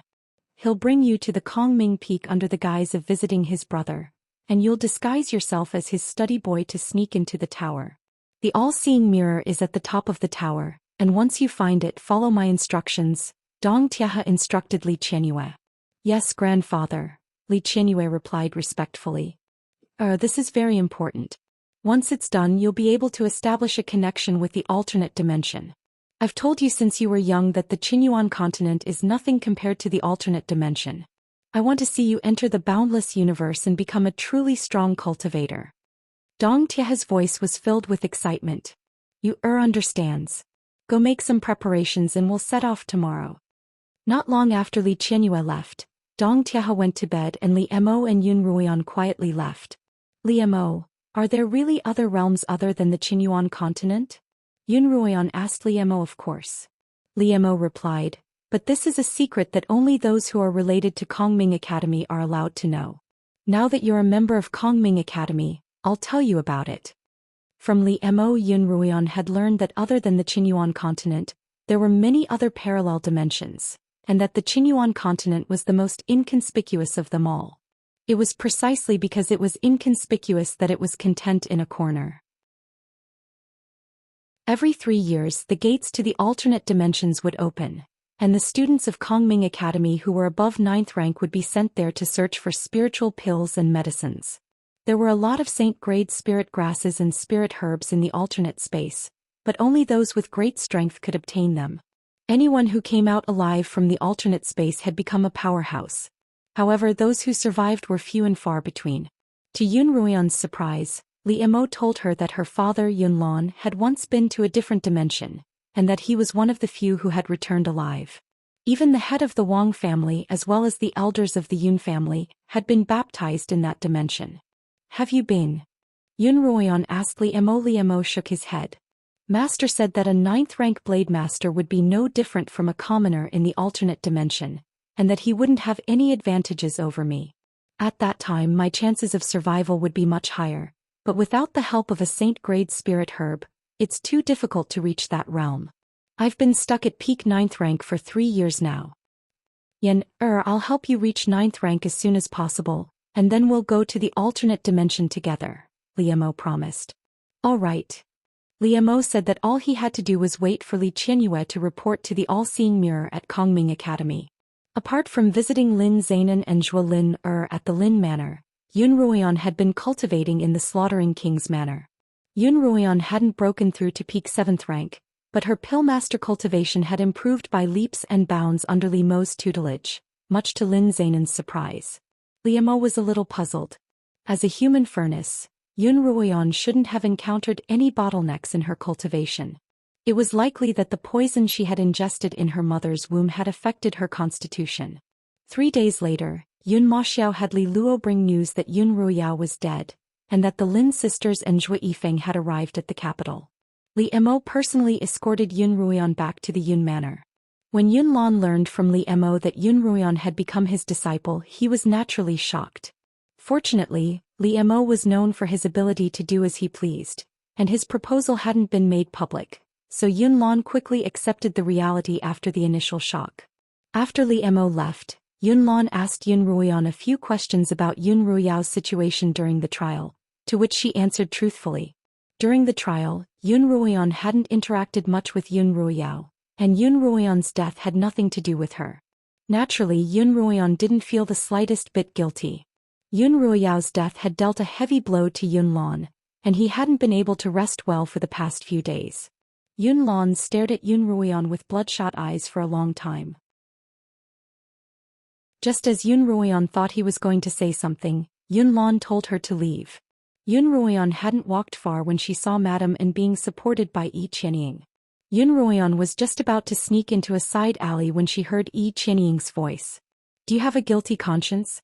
Why are you in such a hurry to leave? Yun Ruoyan stopped in her tracks, turned around and looked at the 2 people who were walking towards her.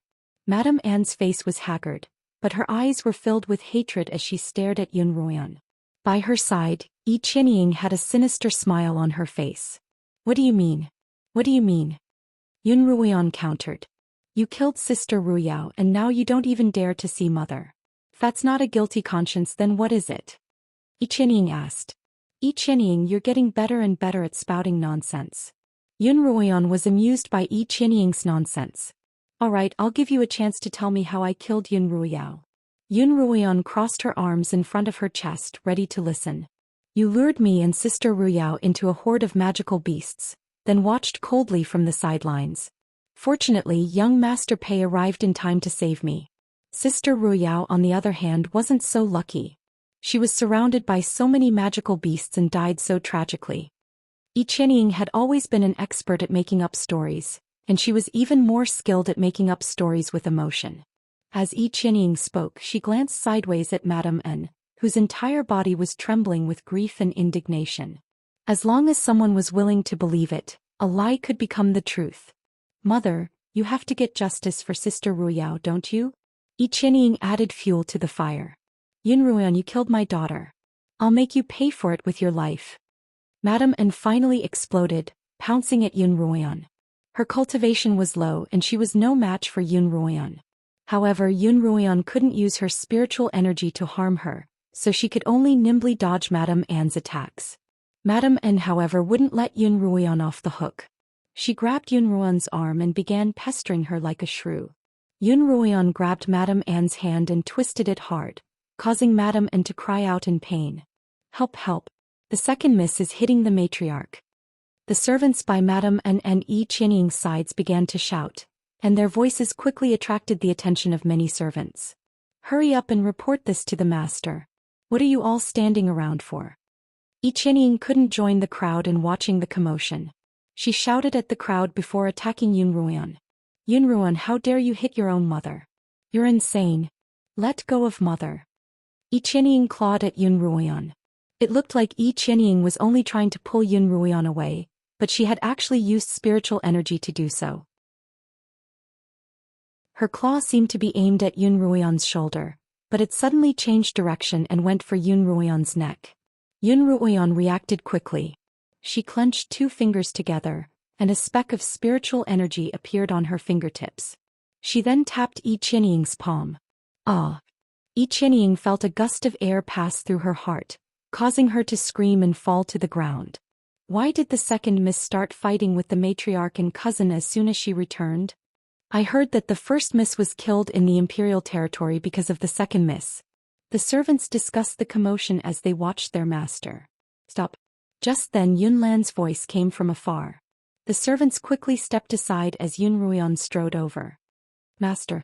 When Madame An saw Yunlan, she immediately let go of Yun Ruoyan's hand and tried to struggle free. As soon as Yun Ruoyan let go, Madame An's foot slipped and she slammed into a nearby rock, her face bleeding profusely. And Yi Qianying shouted as she rushed over to help Madame An up. Madame An cried out, Master, you have to help me and Ruoyao. Uncle, Yi Qianying called out. Yun Ruoyan has been behaving atrociously toward Aunt as soon as she's returned. Aren't you going to do something about it? Yunlan glanced sideways at Yi Qianying. This is a matter of the Yun family and there's no need for you to worry about it. I'll take care of it myself. Yi Qianying hurriedly reined in her anger. Qianying has crossed the line, Yi Qianying said. But please, uncle, help Sister Ruoyao and Aunt Ruoyao. Father, Yun Ruoyan interjected. Eldest sister's death has nothing to do with me and the second madam fell on her own. What does it have to do with me? Yun Ruoyan looked at Yunlan, not dodging his gaze in the slightest. Master. Madame An pounced at Yunlan. Yao was clearly killed by her and she's still trying to deny it. Master, you have to help our daughter.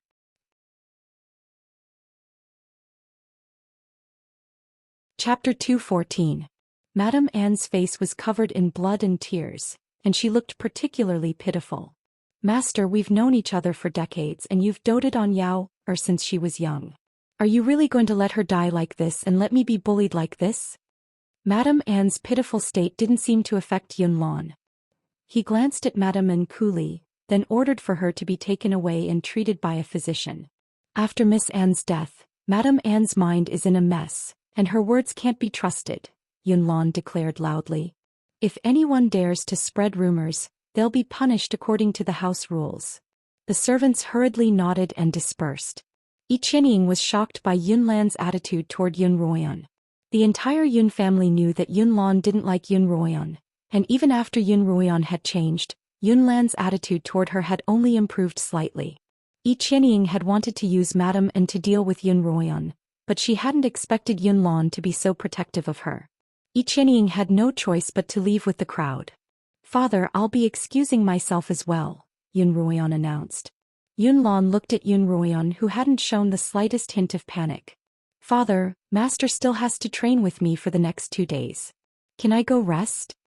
Seeing no response from her father, Yun Ruoyan brought up Liemo. Only then did Yunlan seem to react.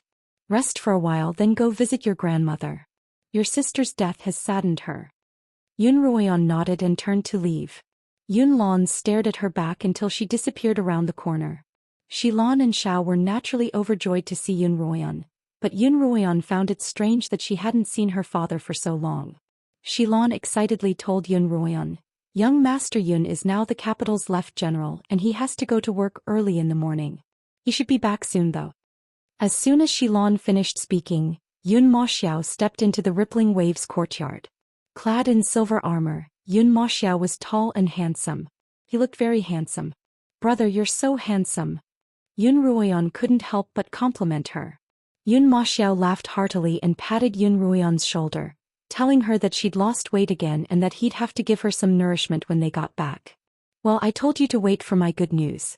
I didn't disappoint you, did I? Yun Ruoyan asked proudly. In his heart, Yun Ruoyan had always been the best, but he rarely praised her verbally. This time, however, he didn't hold back on the compliments he'd heartily bestowed upon Yun Ruoyan. There's something grandfather didn't tell you. Let me tell you. In Yun Ruoyan's living room, Yun Moxiao spoke as soon as he sat down. What is it, brother? Yun Ruoyan's expression turned serious as well. Is there news of mother's condition? Yun Moxiao told her that not long after he'd sent her to the Kongming mountain, he'd gone to the temple that Lin Bo had investigated, but by the time he'd arrived, the temple was already empty. How could this be? Did someone give them information in advance? Yun Ruoyan asked in surprise. That's very likely, Yun Maxiao replied. But who could it be? Yun Maxiao had been trying to eliminate all possible sources of information, but there seemed to be only one possibility. It couldn't be Lin Bo, Yun Ruoyan guessed. Yun Ruoyan could guess what her brother was thinking. Uncle Lin practically watched me, Xianxia and Xianxia grow up. He's a member of the Lin family and he wouldn't betray the Lins. Grandfather said the same thing. Yun Maxiao sighed. Only the few of us know about this. Other than you, grandfather, and me, Lin Bo is the most suspicious. No. There must be someone else who knows about this, but we just haven't noticed. Just then, Peony came to report that Qin Jianmei had brought Yun Ruoyu over. Yun Ruoyan was surprised. Qin Jianmei rarely left her cottage, and the last time she'd come was to plead on Yun Ruoyu's behalf. Why was Qin Jianmei here as soon as she returned? Did something happen? Yun Ruoyan and Yun Maxiao stood up to greet her. Third Miss, why have you lost so much weight? Qin Jianmei held Yun Ruoyan's hand affectionately. Before going to Kongming Academy, Yun Ruoyan had indeed put on a lot of weight, but the events of the trial had caused her to lose even more weight. I'll prepare some tonics for you tonight and have Ruoyu deliver them to you, Qin Jianmei instructed. Thank you, madam. Although Yun Ruoyan wasn't close to Qin Jianmei, she didn't dislike her either. In the Yun family, Qin Jianmei was one of the few sensible people around her. Sister Ruoyan, what's Kongming Academy like? Yun Ruoyu asked. Yun Ruoyu had lost the opportunity to participate in the trial because of her illness, and her tone was one of regret and yearning. Because she had just recovered from her illness, Yun Ruoyu's complexion didn't look too good, and she appeared much more frail than before. However, the feeling he gave off was much better than his previous unruly self. You're still young and you'll still have a chance to participate in the trial in the future. Yun Ruoyan softened her tone when she saw that Yun Ruoyan had become more obedient. Yun Ruoyu shook her head. Given her cultivation, it was likely that she wouldn't be able to walk out of the trial alive, just like Yun Ruoyao. As such, it was best for her to stay by her mother's side. Perhaps frightened by Yun Ruoyao's death, Yun Ruoyu actually began to tremble when she mentioned the trial. Yun Ruoyan couldn't help but sigh. Even Yun Ruoyu's personality had become gentler and gentler with Qin Jianmei. After chatting for a while in Yun Ruoyan's quarters, they headed to the Yun matriarch's quarters to pay their respects. Just like that, the day passed. The next day, Yun Maxiao had to work the morning shift, so Yun Ruoyan went to the Lin Manor alone. By the time Yun Ruoyan arrived, Lin Zainan was in the midst of his morning cultivation, so she didn't disturb him. Instead, she went to the bamboo garden to find Lin Qingchen. As soon as Yun Ruoyan entered the garden, she saw Lin Qingchen squatting by the pond. Qingchen, Yun Ruoyan called out. When Lin Qingchen saw Yun Ruoyan, she greeted back, Sister Ruoyan. Yun Ruoyan saw that Lin Qingchen's face was rather tired. Qingchen, what's the matter? Are you tired from the journey? Lin Qingchen, Yun Ruoyan and Yun Ruoyan had returned from Kongming Academy on the same inferno steeds. After 3 days of travel, it was only natural that they would be tired. However, Lin Qingchen shook her head. She then looked at the pond with a worried expression. I don't know what's wrong with Whitey, but it's been so excited ever since I got back. Last night it made so much noise that it scared the catfish doll half to death. Yun Ruoyan couldn't help but look at the pond, but it was empty. Where's the catfish doll? Yun Ruoyan asked. It was so scared by Whitey last night that it kept crying. This morning, Xianxia brought it to the Peach Blossom Gardens, Lin Qingchen replied. How's Whitey now? Yun Ruoyan looked at Whitey, who was coiled at the bottom of the lake. Why isn't it moving at all? It made so much noise last night that it's probably tired, Lin Qingchen explained. Suddenly, Zhou Lin's cry came from a nearby bamboo forest, where many of Lin Qingchen's magical beasts were being reared. What's the matter?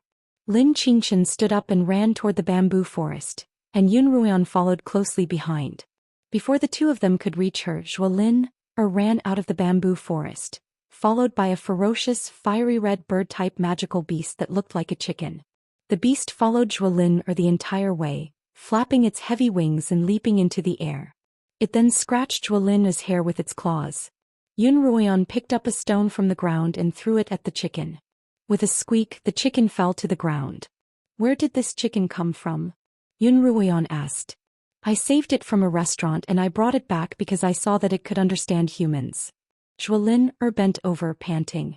Her forehead was beaded with sweat, and it was clear that she had suffered quite a fright. Yun Ruoyan looked left and right, but she couldn't tell how the chicken could understand humans. It's so fierce, but it's quite fat. Why don't you get your brother to roast it for lunch? The fat chicken seemed to understand Yun Ruoyan's words. It jumped up from the ground and pounced toward Yun Ruoyan. The attack was so sudden that Yun Ruoyan couldn't dodge in time. She blocked it with her hand, but the back of her hand felt a sharp pain. The chicken had scratched her. Yun Ruoyan grabbed the chicken's wings and stared at its beady eyes. It really does understand humans, but it's too fierce. Small magical beasts like this could be kept as pets if they could understand humans, and they could sell for a high price on the market. However, this chicken was so fierce that no one would want it. Lin Xianxia took the chicken from Yun Ruoyan's hands and flicked the back of its head, knocking it out. Then Lin Xianxia handed the chicken over to Zhuolin. Ruoyan, your hand's bleeding. Lin Xianxia took Yun Ruoyan's hand and examined it. There were 3 scratches on the back of Yun Ruoyan's hand. The wounds weren't too deep, but blood still flowed out. Let's go inside. I'll help you. Lin Xianxia pulled Yun Ruoyan into the house. Just then something strange happened. The blood on Yun Ruoyan's hand accidentally flowed onto the snake ring on Lin Xianxia's finger. No one noticed this small detail. Lin Xianxia only felt the ring on her hand suddenly heat up, and this heat soon became a burning sensation. Lin Xianxia couldn't help but stop, let go of Yun Ruoyan's hand and look at the ring on her finger. What's wrong? Yun Ruoyan asked. Ruoyan, look.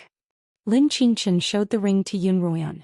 Yun Ruoyan was surprised to see that the serpent carving on the ring seemed to come to life, its 2 eyes flashing with a red light. Chapter 215. A Snake Ring Anomaly. Yun Ruoyan blurted out. Is this the first time you've seen something like this happen? The same thing happened in the trial last time, Yun Ruoyan replied. If not for this sudden turn of events, Lin Xianxia would have almost forgotten about the snake ring anomaly. Fush. As soon as Lin Xianxia finished speaking, Whitey suddenly leapt out of the pool, splashing the water high into the air. Yun Ruoyan had to pull Lin Xianxia back a few steps to prevent herself from becoming a drenched chicken. Whitey! Lin Xianxia called out to Whitey. It floated on the surface of the water, its 2 round eyes turning scarlet as it stared unblinkingly at Lin Xianxia. More accurately, it was staring at the snake ring on Lin Xianxia's finger. Its gaze was so frightening that Whitey, which had always given off a harmless and adorable vibe, suddenly seemed ferocious. Xianxia, does Whitey still listen to your commands? Yun Ruoyan asked. Magical beasts usually obeyed their master's commands and wouldn't do anything to harm their masters. However, Whitey was showing signs of losing control. Its face was ferocious, and its mouth was open to reveal its sharp teeth and red forked tongue. I'm not sure either. Whitey hasn't been acting normally since last night, and now it seems like it won't listen to my commands at all, Lin Xianxia replied anxiously.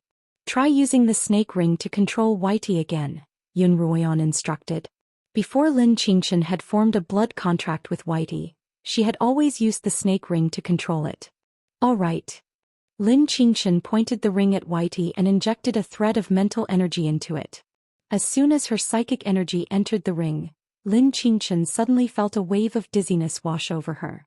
She staggered and couldn't help but cry out, ah. Yun Ruoyan supported Lin Xianxia with one hand and asked her what was wrong. Those eyes, those demonic eyes that appeared in my mind. Lin Xianxia held her head, her expression pained.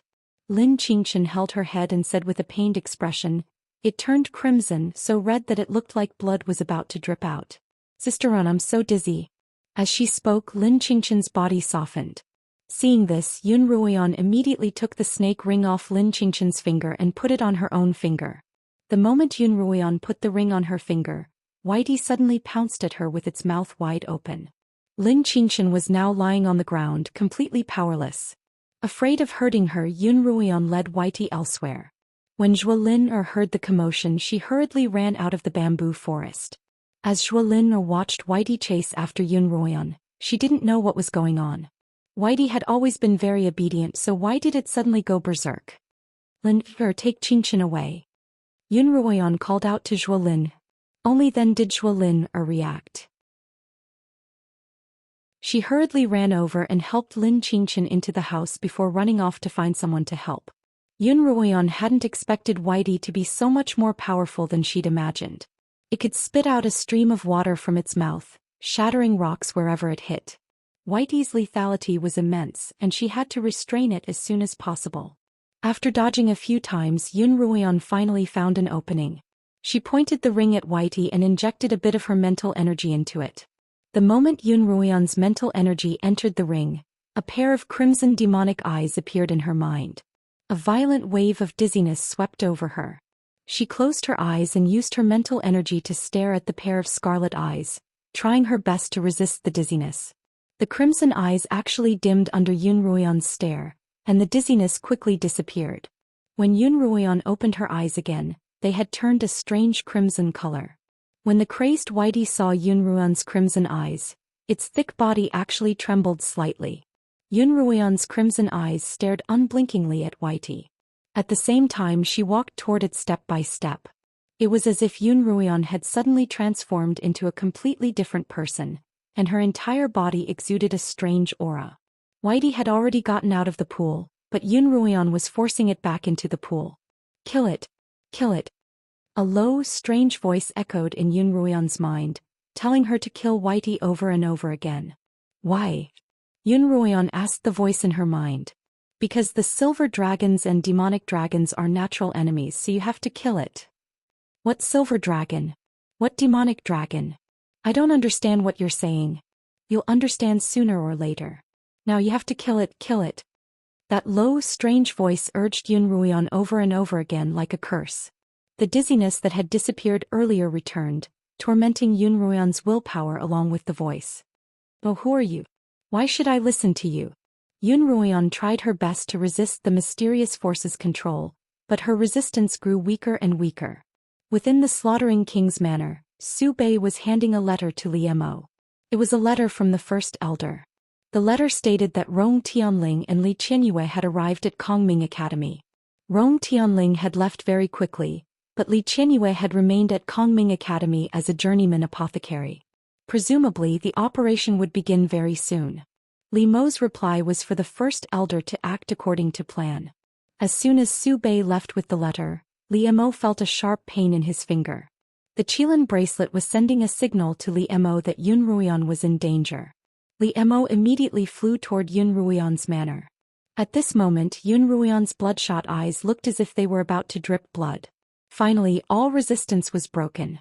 Yun Ruoyan's body suddenly soared into the air and swept towards Little White. Little White crawled on the surface of the water. It was completely stunned by the mysterious power and could not resist at all. Yun Ruoyan pulled out her dark steel dagger and raised it high toward Whitey's head. Just as the dagger was about to pierce through, she heard Lin Qianxian scream. Sister Ruoyan, don't kill Whitey. Lin Qianxian weakly leaned against the door and pleaded, Whitey's my contracted beast, Sister Run, please don't kill it. Lin Qianxian's voice brought Yun Ruoyan back to her senses and she immediately stopped. What are you hesitating for? Kill it.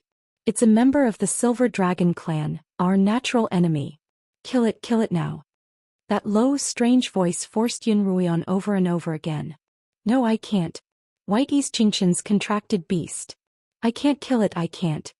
Yun Ruoyan's resistance was met with an intense headache and a sense of dizziness.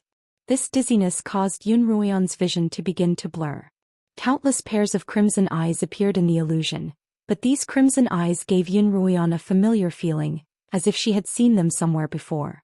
However, she couldn't remember where she had seen them before. Who are you? Yun Ruoyan clutched her head and shouted, Get out of my head. Qiu, where are you? Yun Ruoyan called out to Qiu, but it seemed to have disappeared. Lin Qianxian was also stunned by Yun Ruoyan's behavior.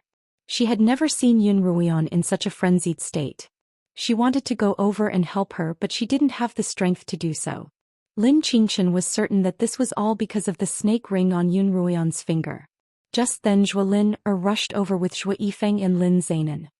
Grandfather, Brother Zhou, there's something wrong with Qingqin's ring. Hurry up and take it off for her. Lin Qingqin shouted. The two of them walked toward the frenzied Yun Ruoyan, intending to restrain her and take off her ring. However, Yun Ruoyan's attacks were so powerful that neither of them could get close to her. If not for the fact that Yun Ruoyan still had a shred of consciousness, both of them would have been injured by her. Just as the two of them were panicking, a sword flew toward them from afar. When Li Emo saw the frenzied Yun Ruoyan, his brows furrowed and he rushed forward. Yun Ruoyan saw Li Emo, but she couldn't control herself and attacked him. Her sharp dagger stabbed toward Li Emo, but he dodged it and reached out to grab Yun Ruoyan's wrist. With his other hand he pressed 2 fingers between her eyebrows. A sliver of mental energy entered Yun Ruoyan's mind from Li Mo's fingertips, and Li Emo saw a pair of scarlet eyes in her mind. Where did you come from, demon? How dare you hurt my people? Li Emo shouted. The eyes stared intently at Li Emo, and only after a long while did it speak in a low, eerie voice. You have the blood of the silver dragons in your veins, but not all of it. Where did you come from, bastard? It's not up to a demon like you to ask me who I am. Li Emo felt that this pair of eyes was extremely strange, and that it contained a power that he didn't understand. As such, he didn't intend to waste any more time on it.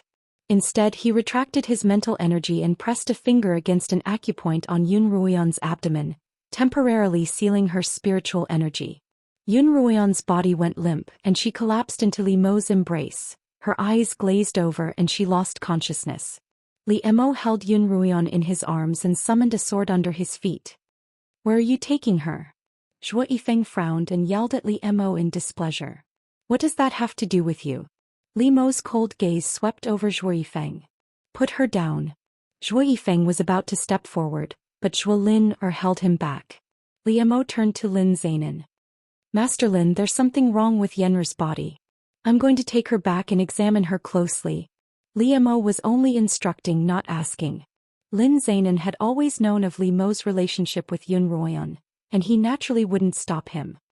In that case, I'll have to trouble you, Your Highness, Lin Zainan replied. The snake ring on Ruoyan's finger is a little strange.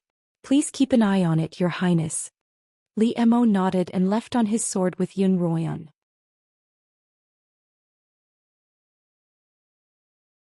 Chapter 216. Zhou Yifeng looked at the sword in the sky, his expression ugly. When he had seen Li Emo appear at Kongming Academy as an instructor and accept Yun Ruoyan as his disciple, Zhou Yifeng's heart had been as heavy as a rock. He felt as though the distance between him and Zhou Yifeng was like the distance between a pebble on the ground and the galaxy in the sky. Yun Ruoyan, like Li Emo, was the most dazzling existence in the galaxy. It seemed impossible for him to approach Yun Ruoyan and challenge Li Emo as a rock.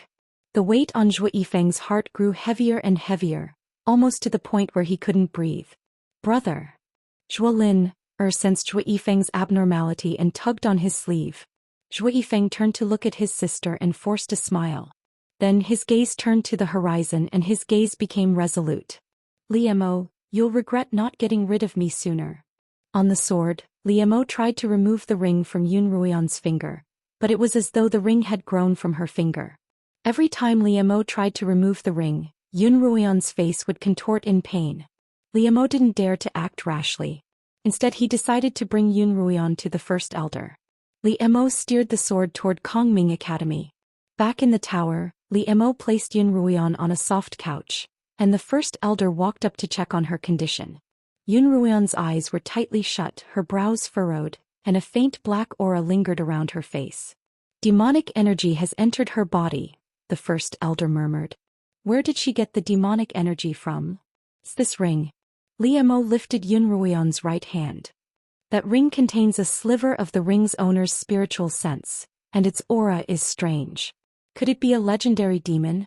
When the First Elder heard Li Mo's words, his expression turned even more solemn. He extended 2 fingers and placed them between Yun Ruoyan's brows. A pair of demonic eyes appeared in the First Elder's mind. An ordinary mortal dares to spy on me? You're courting death. That gaze shot a sharp glare at the Great Elder's wisp of spiritual power. The Great Elder let out a low cry as his mental power was forced out. What powerful magic power! The First Elder's face had turned pale in a short period of time. As he looked at the ring on Yun Ruoyan's finger, his white brows furrowed deeply. Just then, Li Emo noticed that one of the wounds on the back of Yun Ruoyan's hand was still bleeding. When Li Emo first saw these wounds, he didn't pay much attention to them, because they were just ordinary wounds that would heal on their own after some time. But after a few hours, 2 of the 3 wounds on the back of Yun Ruoyan's hand had already healed, but the one in the middle was still bleeding like a new one. Upon closer inspection, Li Emo discovered that the long scratch had extended all the way to the snake ring on Yun Ruoyan's middle finger, and all the blood that had seeped out from the back of her hand had been absorbed by the ring. "Master, we have to think of a way to remove this ring from Yennu's hand," Li Emo murmured to the first elder. The first elder's pale face regained some color. "The demons were chased out of the Qinyuan continent 1,000 years ago," he said slowly. "This ring should have been left behind 1,000 years ago. For some reason, the previous owner of this ring seems to have set his sights on this young lady. I'm afraid that this will be difficult. This ring is constantly absorbing Yennu's blood, and I'm afraid that she won't be able to hold on for long. As long as there's a way, I'll give it a try no matter how difficult it is.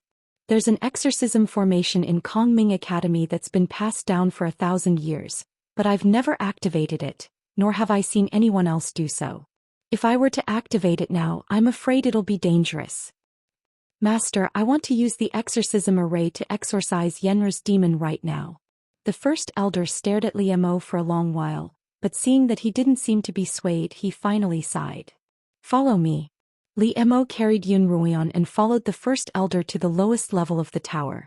The all-seeing mirror was placed there, and it wasn't specially protected. As long as one was a peak 9th rank blade master and wasn't afraid of heavenly punishment, they could activate the all-seeing mirror. However, only the first elder had the right to open the lowest level of the tower. This was where Kongming Academy's most precious treasures were stored, and it could be said to be the Academy's secret treasury. The first elder used a key to open the door to the basement, and Li Emo followed the first elder into the treasury. It was a long corridor lined with doors on both sides.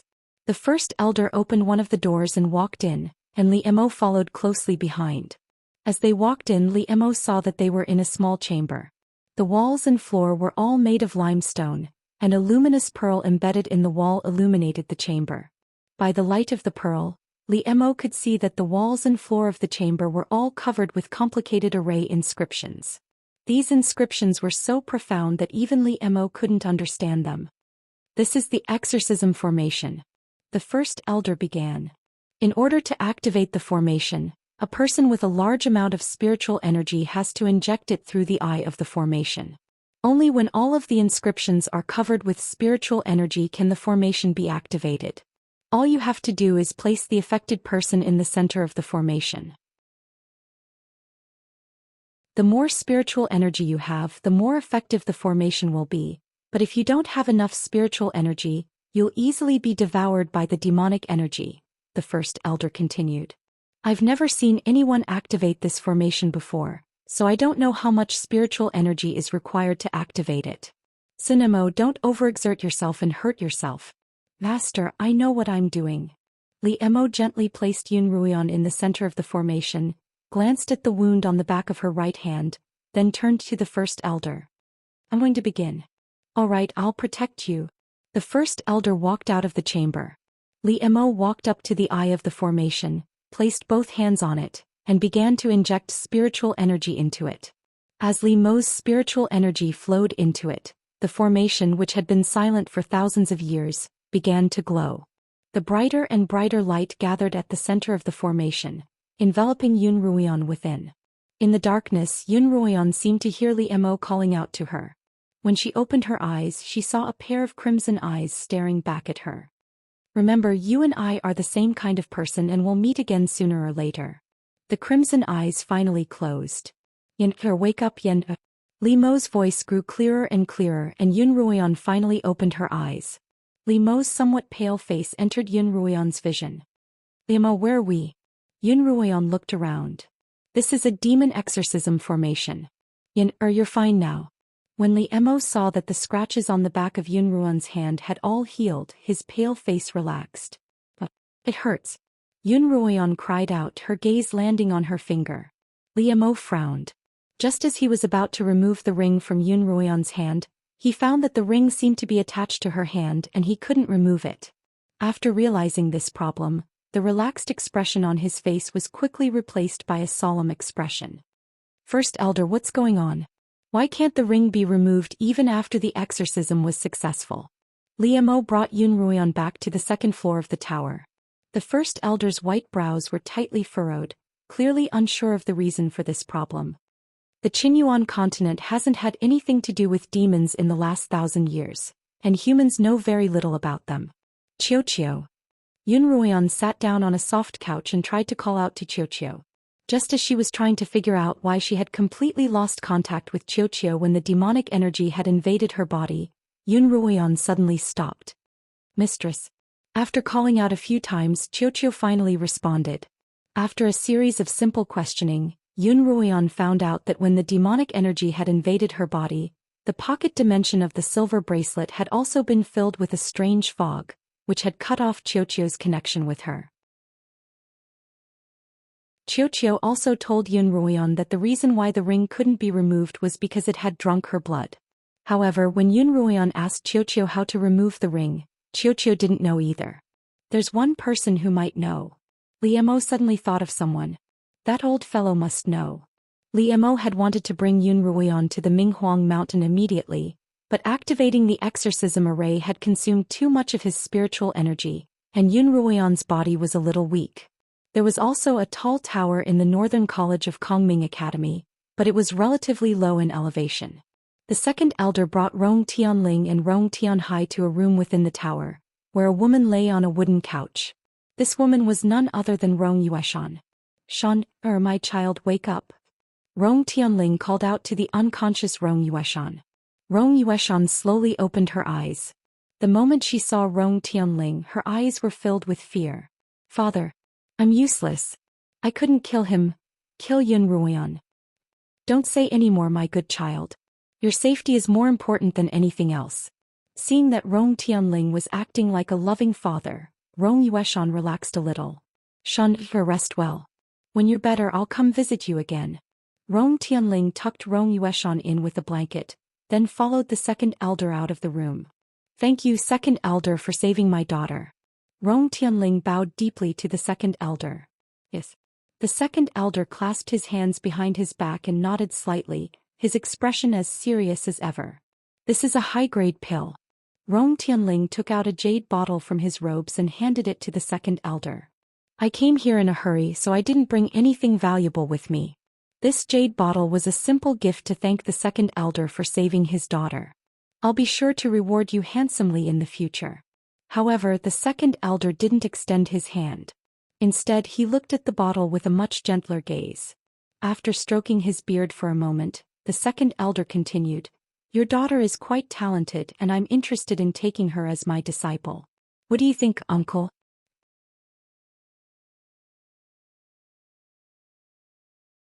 Chapter 217. Rong Tianling had heard from Rong Tianhai that the second elder was interested in taking Yu Shan in as a disciple, but hearing it from his own mouth still excited him greatly. It's my daughter's fortune that the second elder wishes to take Yu Shan as a disciple, and I naturally have no objections, Rong Tianling replied. But she was eliminated in the trial, so, brother, you don't have to worry about that.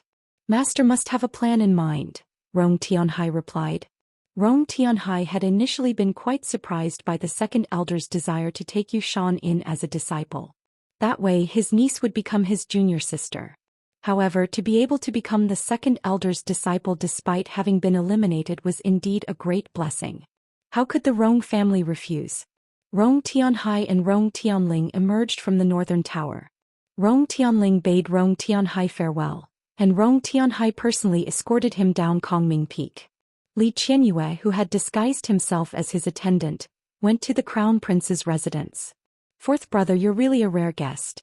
Why did you think of coming to play with me with uncle today? Li Qianxiao and Li Qianyue sat in a pavilion in a picturesque garden, leisurely sipping tea. Li Qianyue rarely stayed in the capital, so he wasn't familiar with any of his brothers. Because of this, Li Qianyuan was quite surprised by Li Qianyue's sudden arrival. I've been roaming the Jianghu for a long time, and I've always wanted to visit Kongming Academy. It just so happened that uncle was coming this time, so I disguised myself as his attendant. Li Qianyue continued, Uncle's leaving, but I haven't had enough fun yet, so I thought of coming here. Would it be convenient for me to stay here for a few days? Li Qianyue looked around the courtyard and smiled. Brother, I heard that your new concubine has also entered Kongming Academy. I'm sure you won't be lonely now that you have someone to spend the rest of your life with, right? She's returned to the capital, Li Qianxiao replied. Li Qianxiao replied calmly, You can stay here as long as you want. I don't want to be alone with her when she comes back. Li Qianxiao had originally planned to return to the capital during the holidays, but when he remembered that he wanted to be with Yi Qianying, he excused himself as an excuse to stay. What happened? Li Qianyue laughed. Did you two have some sort of conflict? Although she's a concubine, Imperial brother can't bully her as he pleases, can he?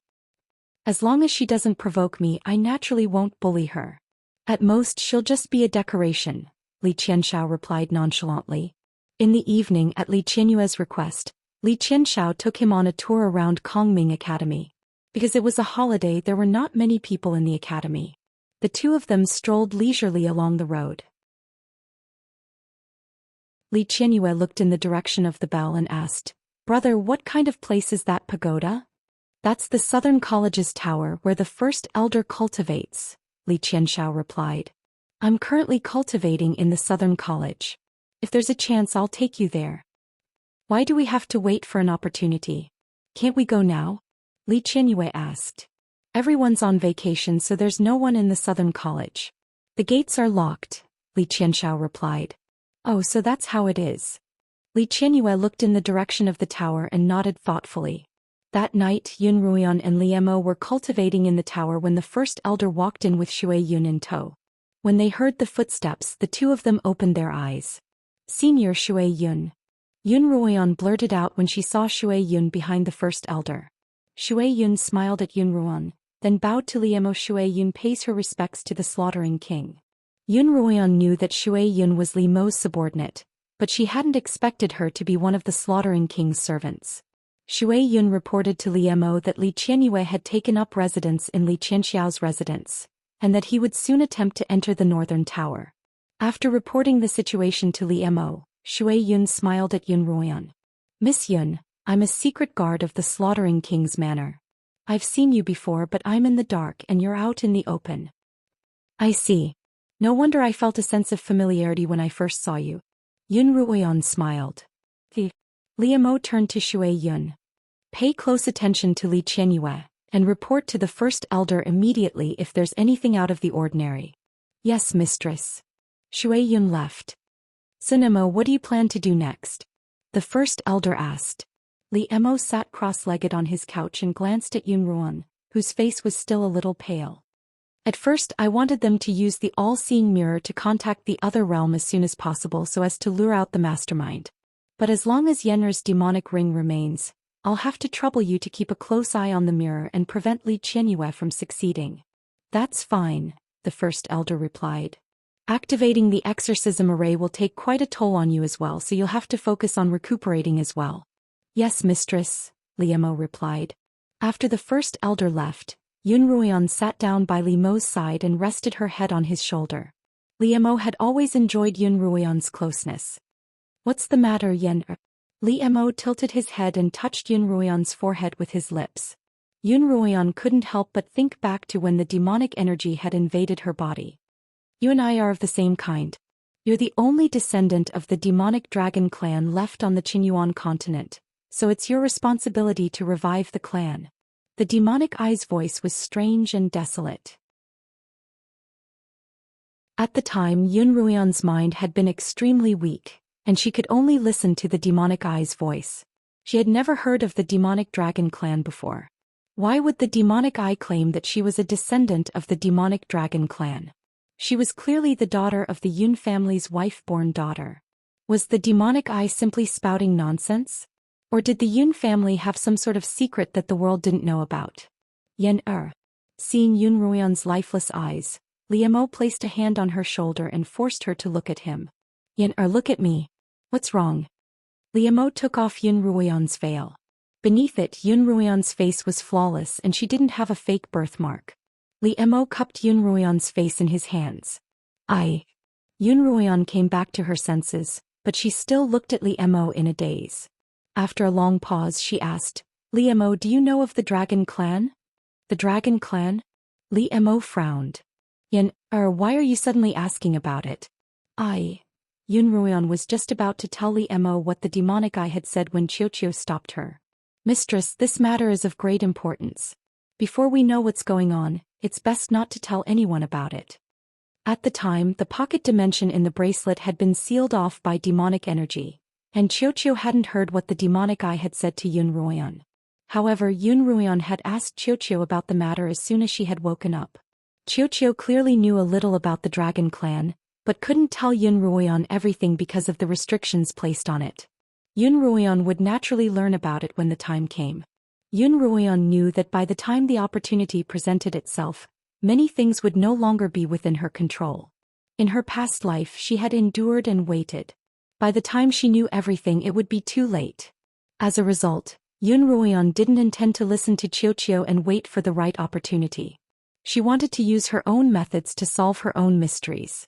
Yun Ruoyan had wanted Li Mo to help her investigate, but she hadn't expected Xiao to stop her. After all, Xiao knew a little about the Dragon Clan, and it had to have its reasons for doing so. As a result, Yun Ruoyan changed her tone. When I was in the trial, I accidentally went to the bottom of a lake, where I saw a demonic dragon grotto. Demonic dragon grotto? You saw a demonic dragon grotto? Li Mo asked 3 times in shock. How did you know that you saw a demonic dragon grotto? Xiao told me, but when I asked him what the demon dragon cave was and what the demon dragon was, Xiao refused to tell me. Li Mo, do you know anything about it? Li Mo frowned. I do know a little about the demonic dragon. All these years, although Li Mo hadn't learned of his mother's whereabouts from the old man in the cave, he had often heard the old man call him a little bastard. At first, Li Mo thought that the old man was simply cursing at him, but from the old man's words, Li Mo gradually realized that the little bastard wasn't just cursing him. The dragon bloodline must be pure, and a bastard like you is a stain on the Silver Dragon Clan. You must be eliminated at all costs, the old man had once said. For this reason, Li Mo began to investigate his own origins as well as everything related to the Dragon Clan. Dragons, phoenixes, qilins and other mythical beasts had all disappeared from the Qinyuan continent 1,000 years ago, so Li Mo had only been able to find out a few legends and rumors about them. Many years ago the Dragon Clan had once been a single entity, but for some reason, it had been split into the Demonic Dragon Clan and the Silver Dragon Clan. Later these 2 clans disappeared one after the other and people gradually forgot about them. Based on the current situation, the Silver Dragon Clan had gone to another dimension, while the Demonic Dragon Clan had likely been wiped out for some reason. They've been wiped out. Yun Ruoyan couldn't help but hear the mysterious voice in her head. You're the only descendant of the Demonic Dragon Clan left on the Qinyuan continent. You're responsible for reviving the clan. That's right. The demonic dragon cave you speak of should be the demonic dragon tomb, where the corpses of demonic dragons are buried. Li Mo, I'd like to take a look at the tomb, Yun Ruoyan said. Li Mo thought for a moment. Sure, but we'll have to wait until the first elder activates his all-seeing mirror during the day, and we'll enter the imperial territory together. Li Mo wouldn't pass up an opportunity to investigate anything that had to do with the Dragon Clan. However, Li Mo had a feeling that the demonic dragon tomb was a very dangerous place. Through the all-seeing mirror, the 2 of them would only need to use their spiritual senses to investigate and they would be much safer. The next day, Li Mo reported the matter to the first elder who was quite surprised. Kongming Academy had quite a few small dimensions similar to the trial, but he hadn't expected that one of them would contain a demonic dragon tomb. When the all-seeing mirror opened, Li Mo and Yun Ruoyan stood in front of it, hand in hand. Close your eyes, relax your spiritual sense and follow me. Li Mo's voice rang out by Yun Ruoyan's ear. Yun Ruoyan's body relaxed as Li Mo instructed.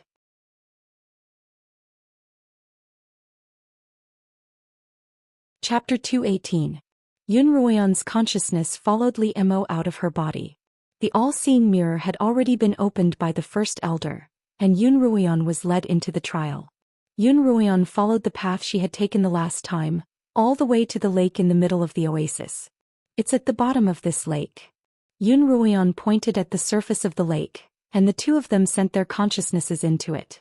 As their consciousnesses neared the bottom of the lake, outside the trial, the two eyes of the snake carving on Yun Ruoyan's right hand began to flicker with a mysterious red light. The first elder's gaze landed on the snake ring and his expression darkened. He had a feeling that after 1,000 years of peace, the Qinyuan continent would soon be plunged into chaos. The closer they got to the demonic dragon grotto, the more Yun Ruoyan felt something calling to her, something that caused her to speed up anxiously. On the contrary, however, the closer Li Mo got to the grotto, the more he felt a repulsive force, as if telling him that he wasn't welcome. Yun Ruoyan didn't sense Li Mo's discomfort as they neared the bottom of the lake. "Little fellow, you're finally back?" A low voice suddenly rang out from the bottom of the lake. Yun Ruoyan heard it, and so did Li Mo. That voice was far more desolate than the one emitted by the crimson eyes. "But you've brought an alien with you," the voice continued, its tone dissatisfied. "Who are you?" Yun Ruoyan asked. "I'm the first elder of the demonic dragon clan," the voice replied. "Little fellow, we've waited 1,000 years for you. You're finally here." At the bottom of the lake, above the recess that Yun Ruoyan was about to enter, an illusion suddenly appeared. It was a sea of scorching flames, and numerous black dragons were writhing within the flames. Their low, mournful cries rang out from within the flames, so mournful that Yun Ruoyan couldn't help but join in the mournful cries of the dragons. In contrast to the illusion that Yun Ruoyan had seen, Li Mo was facing several abnormally ferocious black dragons. The dragons bared their sharp fangs at him, howling angrily at him to scram. In an instant, Li Mo felt the immense pressure of the black dragon. The murderous aura here is too strong, and I'm afraid it'll harm your consciousness.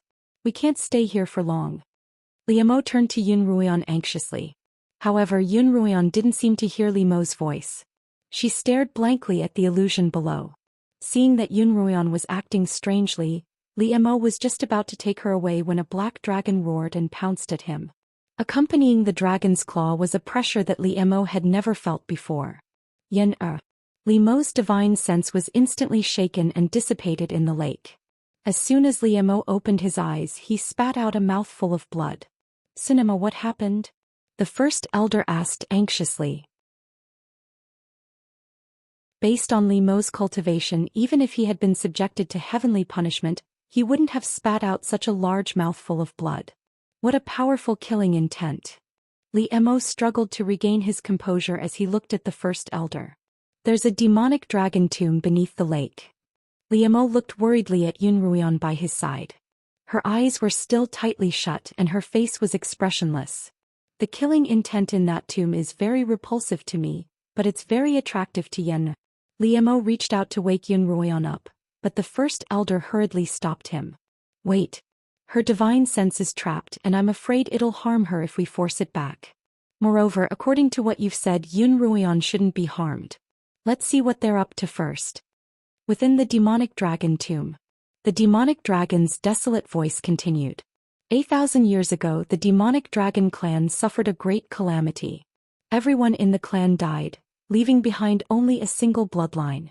We've been lying dormant here for 1,000 years, waiting for this bloodline to arrive and revive the demonic dragon clan. "You mean to say that I'm a descendant of the demonic dragon clan?" Yun Ruoyan couldn't believe it.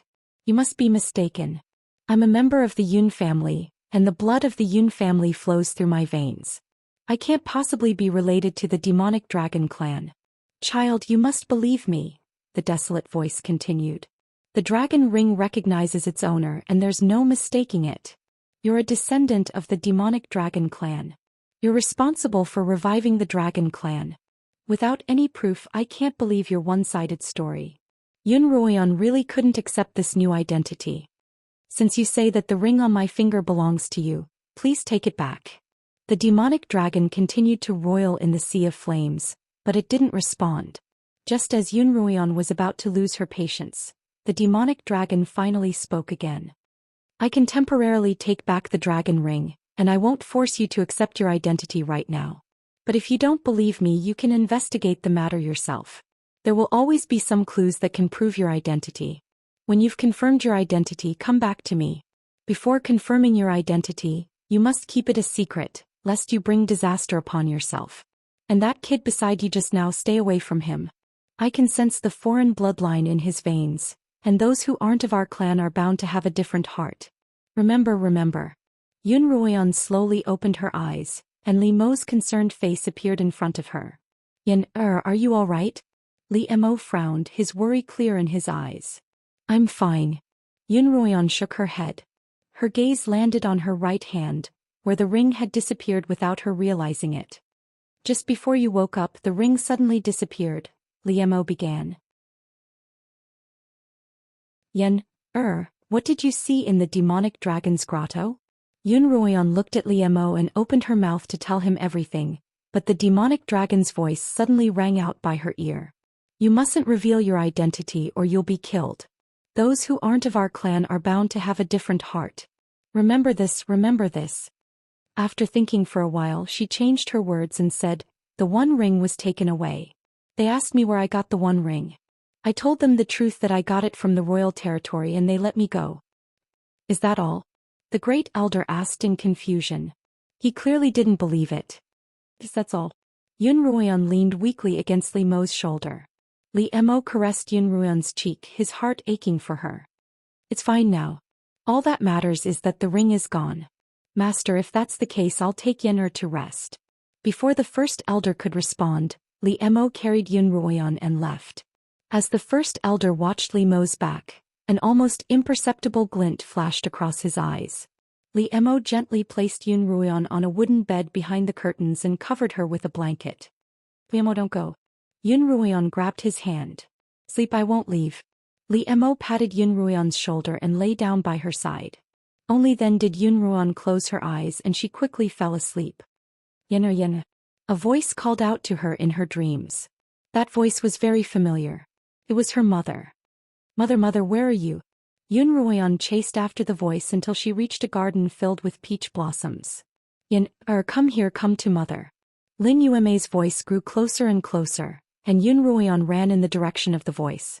Halfway through, she tripped and climbed back up. Finally, under a large peach tree, Yun Ruoyan saw Lin Yueme. Mother, Yen found you. Yen found you. Yun Ruoyan ran toward Lin Yueme happily. But after taking 2 steps, Yun Ruoyan suddenly realized that there was a man sitting by Lin Yueme's side. That man had his back to Yun Ruoyan and his back was straight. He was dressed in a silver-white robe and his ink-black hair flowed down his back. Although she couldn't see his face, Yun Ruoyan could sense that he was an extraordinary man. Mother, who is he? Yun Ruoyan turned to her mother. Come. Lin Yueme beckoned to Yun Ruoyan. Greet your father. What? Yun Ruoyan was stunned. He's my father. Although she could only see his back, Yun Ruoyan was certain that this man wasn't her father. Mother, you must be mistaken. My father is the head of the Yun family, Yun Lan. Silly child, you're my own flesh and blood, so how could I be mistaken? Come, let me see you. Lin Yueme continued to smile and beckoned to Yun Ruoyan. Yun Ruoyan walked over, confused. Just then the man slowly turned around. What appeared in front of Yun Ruoyan was a face so blurry that she couldn't make out its features. As Yun Ruoyan walked closer, she tried to get a better look at the man's face. Suddenly, the man's face began to change. Black dragon scales protruded and covered the man's entire face, and 2 black dragon horns sprouted from both sides of his head. Just as Yun Ruoyan was reeling in shock, the man suddenly opened his eyes, and 2 beams of crimson light shot out of them. At the same time, a voice came out of his mouth. Yen, I'm your father. Yun Ruoyan screamed, waking up from her dream. Her forehead was damp with sweat. She looked to her side, but Li Mo was no longer there and she could hear voices coming from outside.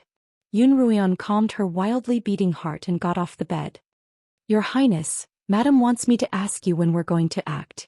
It was an unfamiliar man's voice and his tone was respectful. Go back and report to Madam that there's been a change in the situation. I'm afraid we'll have to delay it, Li Mo replied. Madam? Who was Madam? Was Li Mo a married man? Yun Ruoyan didn't walk out of the room. Instead, she listened quietly. Your Highness, Madam wants me to pass on a message. What did my mother say? She said that your highness mustn't forget the death of the Beast King, as well as the blood of the 100,000 Beastkin soldiers who sacrificed their lives. In the face of the nation's vengeance, all personal relationships are insignificant. After a short silence, Li Mo continued coolly, "Go back and tell my mother that I've never forgotten what I shouldn't have. Everything I'm doing now is to achieve my final goal." "Yes, your highness, I'll take my leave." Only when the voice disappeared did Yun Ruian slowly lean against the wooden screen, the cold sweat that had already dried up on her forehead once more. A gust of cold wind blew and Yun Ruian couldn't help but shiver. She could faintly hear footsteps outside her room, and she hurriedly lay back down on the bed, pretending to be half asleep.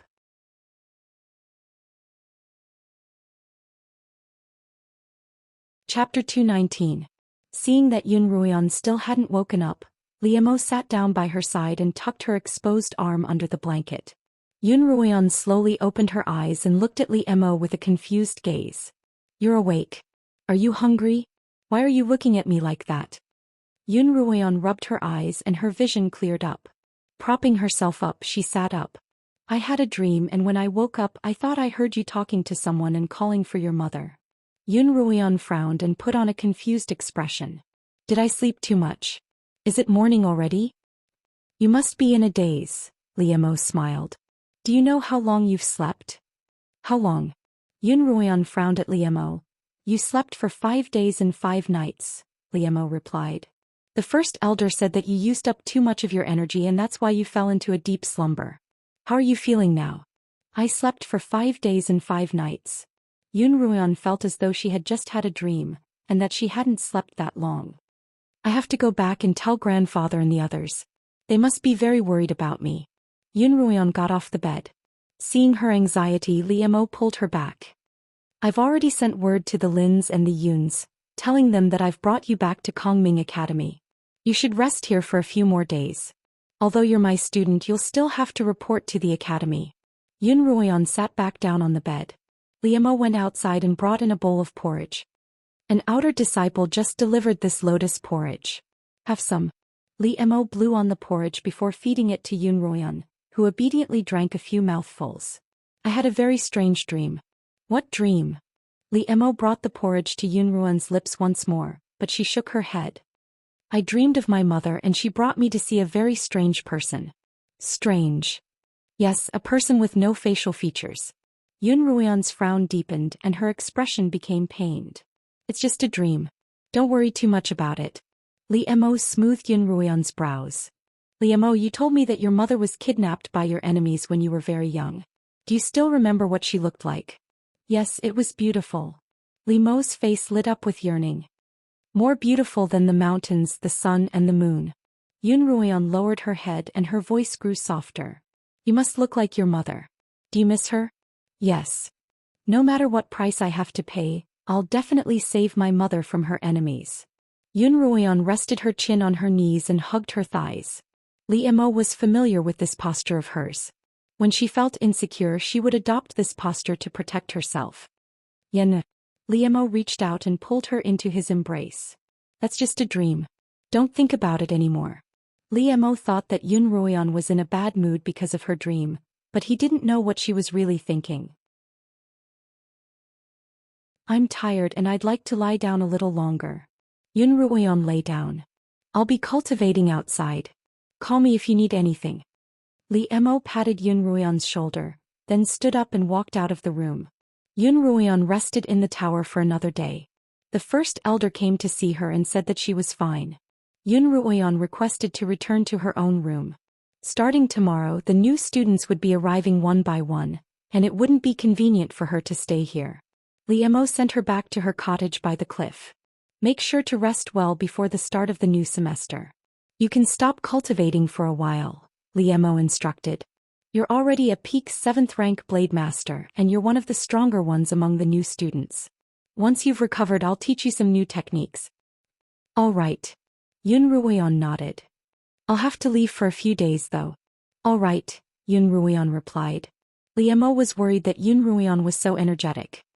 "Yen, why don't I keep you company for another 2 days?" "There's no need." Afraid that Li Mo would see through her thoughts, Yun Ruian hurriedly added, "Come back soon." After Li Mo left, Yun Ruian leaned against the windowsill and stared at the sea of clouds, her mind full of thoughts. Li Mo had certainly lied to her and she was naturally a little hurt. However, she had also lied to him. Yun Ruian didn't think that she had any right to blame Li Mo for this. However, she remembered that she had once discussed secrets with Li Mo, and both of them had agreed that there were some secrets that shouldn't be revealed to outsiders. But when she thought back to the night they'd shared their sincerity with each other, Yun Ruian couldn't help but feel a little sad. As long as the two of us love each other, it shouldn't matter even if we have some secrets. After all, lying is sometimes a form of protection, Yun Ruian muttered to herself. Li Mo flew across the Kongming Mountains and toward the Yueli Mountains. By evening he landed in a secluded valley in the Yueli Mountains. In the middle of the valley stood a tall building. If it were in perfect condition it would have been majestic and exquisite, but the building in front of Li Mo was in a dilapidated state. As Li Mo walked into the building he noticed that most of the decorations in the building's main hall had been destroyed. Even so, the broken stone pillars and the jade-like floor were evidence of its former glory. Your Highness. At this moment a black-robed man walked out from the corner of the hall. His face was hidden in a hood. Su Nan, Li Mo greeted. The Empress knew that you were coming, so she had me wait for you here. Su Nan removed his hood, revealing the face of a middle-aged man. Su Nan led Li Mo into a dark alley around the corner. It was dark, damp, and devoid of any light, but since both of them could see in the dark, it wasn't a problem. How are the arrangements for the beastkin? Li Mo asked. Very well, Your Highness. The herbs that Li Luo sent over have been a great help, Su Nan replied. According to the Empress's orders, Su Bei, Su Dong, and I have carved out a small valley nearby and placed all the beastkin we've saved over the years there. The two of them soon arrived at the end of the secret passage, which was blocked by a stone door. Su Nan knocked 3 times on the stone door and said, Your Highness, His Highness is here. As soon as Su Nan's voice fell, the stone door slowly opened. Su Nan waited respectfully by its side as Li Mo strode in. This was a very spacious chamber. The chamber was filled with all kinds of glowing demonic beast cores as well as all kinds of spirit grasses. Any cultivator who walked into this place would be blinded. Any one of those demonic beasts' inner cores was top grade, and any one of those spirit herbs was priceless. Li Mo walked respectfully among the treasures. Not far in front of him stood a snow-white woman. Your son pays his respects, mother. Li Mo walked up to the woman and bowed respectfully. There's no need to be so polite. The woman's voice was like the collision of ice and stone. Although it was pleasant to the ear, it sent a chill down one's spine. Li Mo straightened his back and looked at his mother, the Empress of the Beastkin Kingdom. It was a breathtakingly beautiful face, but it was also a lifeless face. More accurately, the Empress's entire body was lifeless. The only thing standing there was a white jade statue. Did you come to see me this time because you have a new plan? The Empress' voice came from the jade statue. I wanted to use this opportunity to lure those old fellows out, Li Mo replied. But although I've learned the third elder's spirit-locking palm, I'm not confident in defeating them, so I'm worried that I'll alert them and ruin the plan. Li Mo extended a hand, his fingers forming a claw, and a white vortex formed in his palm. This was the spirit-locking vortex of the spirit-locking palm. Once the vortex was injected into an opponent's body, it would travel along the person's meridians and enter the person's sea of qi, causing damage to it. In the worst-case scenario, the person's sea of qi would collapse and they would lose their cultivation. In the best-case scenario, they wouldn't be able to use spiritual energy for a certain period of time.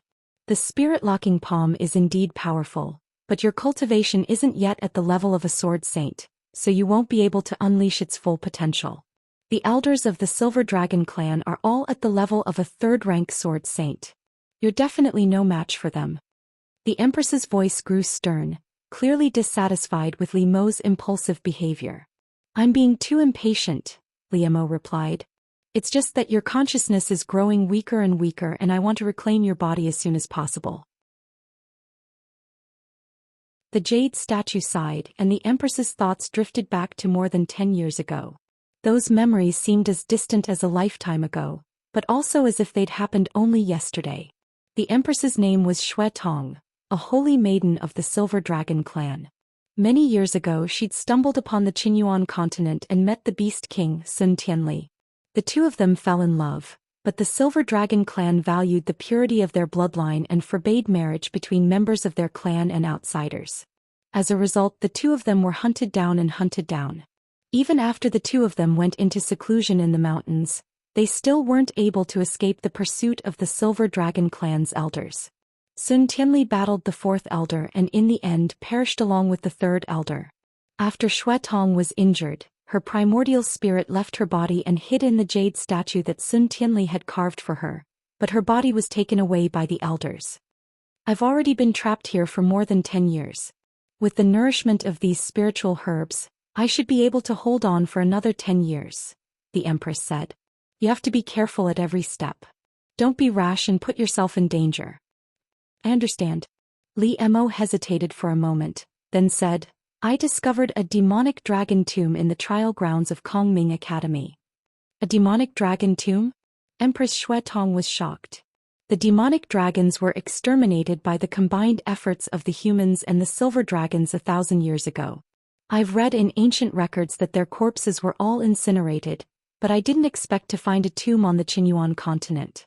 Not only is there a tomb but their dragon souls also exist, Li Mo added. Their dragon souls exist.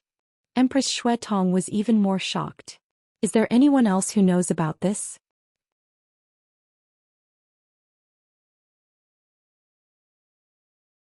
Chapter 220. Other than me, only Master and Miss Yun know about it, Li Mo replied. Miss Yun? How did she know about this? Empress Xue Tong asked. She discovered it by accident while hunting a magical beast during the trial, Li Mo replied. Qiuqiu told her about it. Li Mo had reported to Empress Xue Tong that Qiuqiu had become Yun Ruoyan's contracted beast. Both of you must keep this secret, Empress Xue Tong said. Xue Tong had once been the holy maiden of the Silver Dragon clan, but the murder of her husband had left her with nothing but hatred for the Silver Dragons. For now it seemed almost impossible for her to deal with the Silver Dragons. She had thought that she would have to bide her time and bide her time. Even then she wasn't confident that she could exact her revenge. However, Li Mo's news gave her hope. Even if a dragon were to perish, as long as the dragon's soul remained, there would be hope of resurrection. The demonic dragons and silver dragons were sworn enemies. If the demonic dragons could really be resurrected, then the silver dragons would be the first to be dealt with. If they could form an alliance with the demonic dragons, they would surely be able to exact their revenge. Li Mo finally understood his mother's intentions. Yan naturally won't tell anyone about this, but Master has always believed that the demonic dragons are evil. He's already prepared to convene a meeting of the elders to discuss how to deal with the demonic dragon tomb. Absolutely not, Empress Xue Tong warned. If word of this gets out and alarms the Silver Dragon's spies on the Qinyuan continent, this demonic dragon tomb will cease to exist. You have to find a way to keep this a secret. Discovering the demonic dragon tomb was a big deal, and the first elder needed a good reason to keep it a secret. Empress Xue Tong's consciousness had remained on the Qinyuan continent the entire time, so the first elder didn't know about it. It wouldn't be easy for the first elder to keep this a secret while concealing her true intentions. Li Mo's face betrayed his awkwardness, but after a long while he nodded in agreement. No. Empress Xue Tong was still worried. This matter is too important and we can't afford to let anything slip. It looks like I'll have to speak to your master personally. Li Mo looked at his mother in surprise. Her flawless face was devoid of any emotion, and even her voice was devoid of any emotion. Li Mo couldn't help but think back to when he was 10, when he had been attacked by a ferocious beast while out hunting. At the critical moment, a black-robed man had appeared to save him. The black-robed man who saved him was the great general of the beast country, Su Nan. When Li Mo woke up, he found himself lying in an underground chamber, and his mother was standing right in front of him. Mother, do you really wish to see Master? Li Mo asked.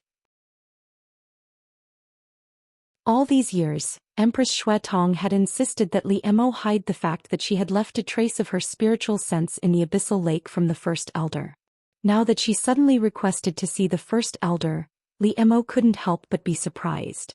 I hid it from your master because I suspect that he was the one who betrayed your father to the Silver Dragon elder.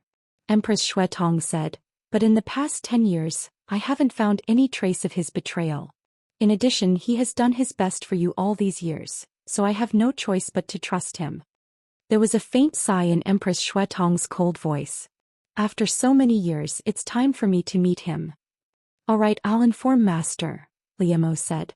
"No need, I'll have a shadow guard inform him," Empress Shuetong said. "The demonic dragon tomb has reappeared, and the demonic dragon bloodline has appeared. Only someone with the bloodline can resurrect them. What you need to do now is to find out who this person is, then help her resurrect the entire demonic dragon clan." Just as Liemo was about to leave, Empress Shuetong called him back. "Is that Miss Yun the girl with the human furnace you mentioned before?" "Yes," Liemo replied respectfully. "You like her very much?" "Why do you say so, mother?" "No one knows me better than I do." The Empress paused for a moment before continuing. "Apart from the time you mentioned the human furnace to me, you've never mentioned her in front of me again. But as far as I know, she often appears by your side and you're protecting her by not mentioning her."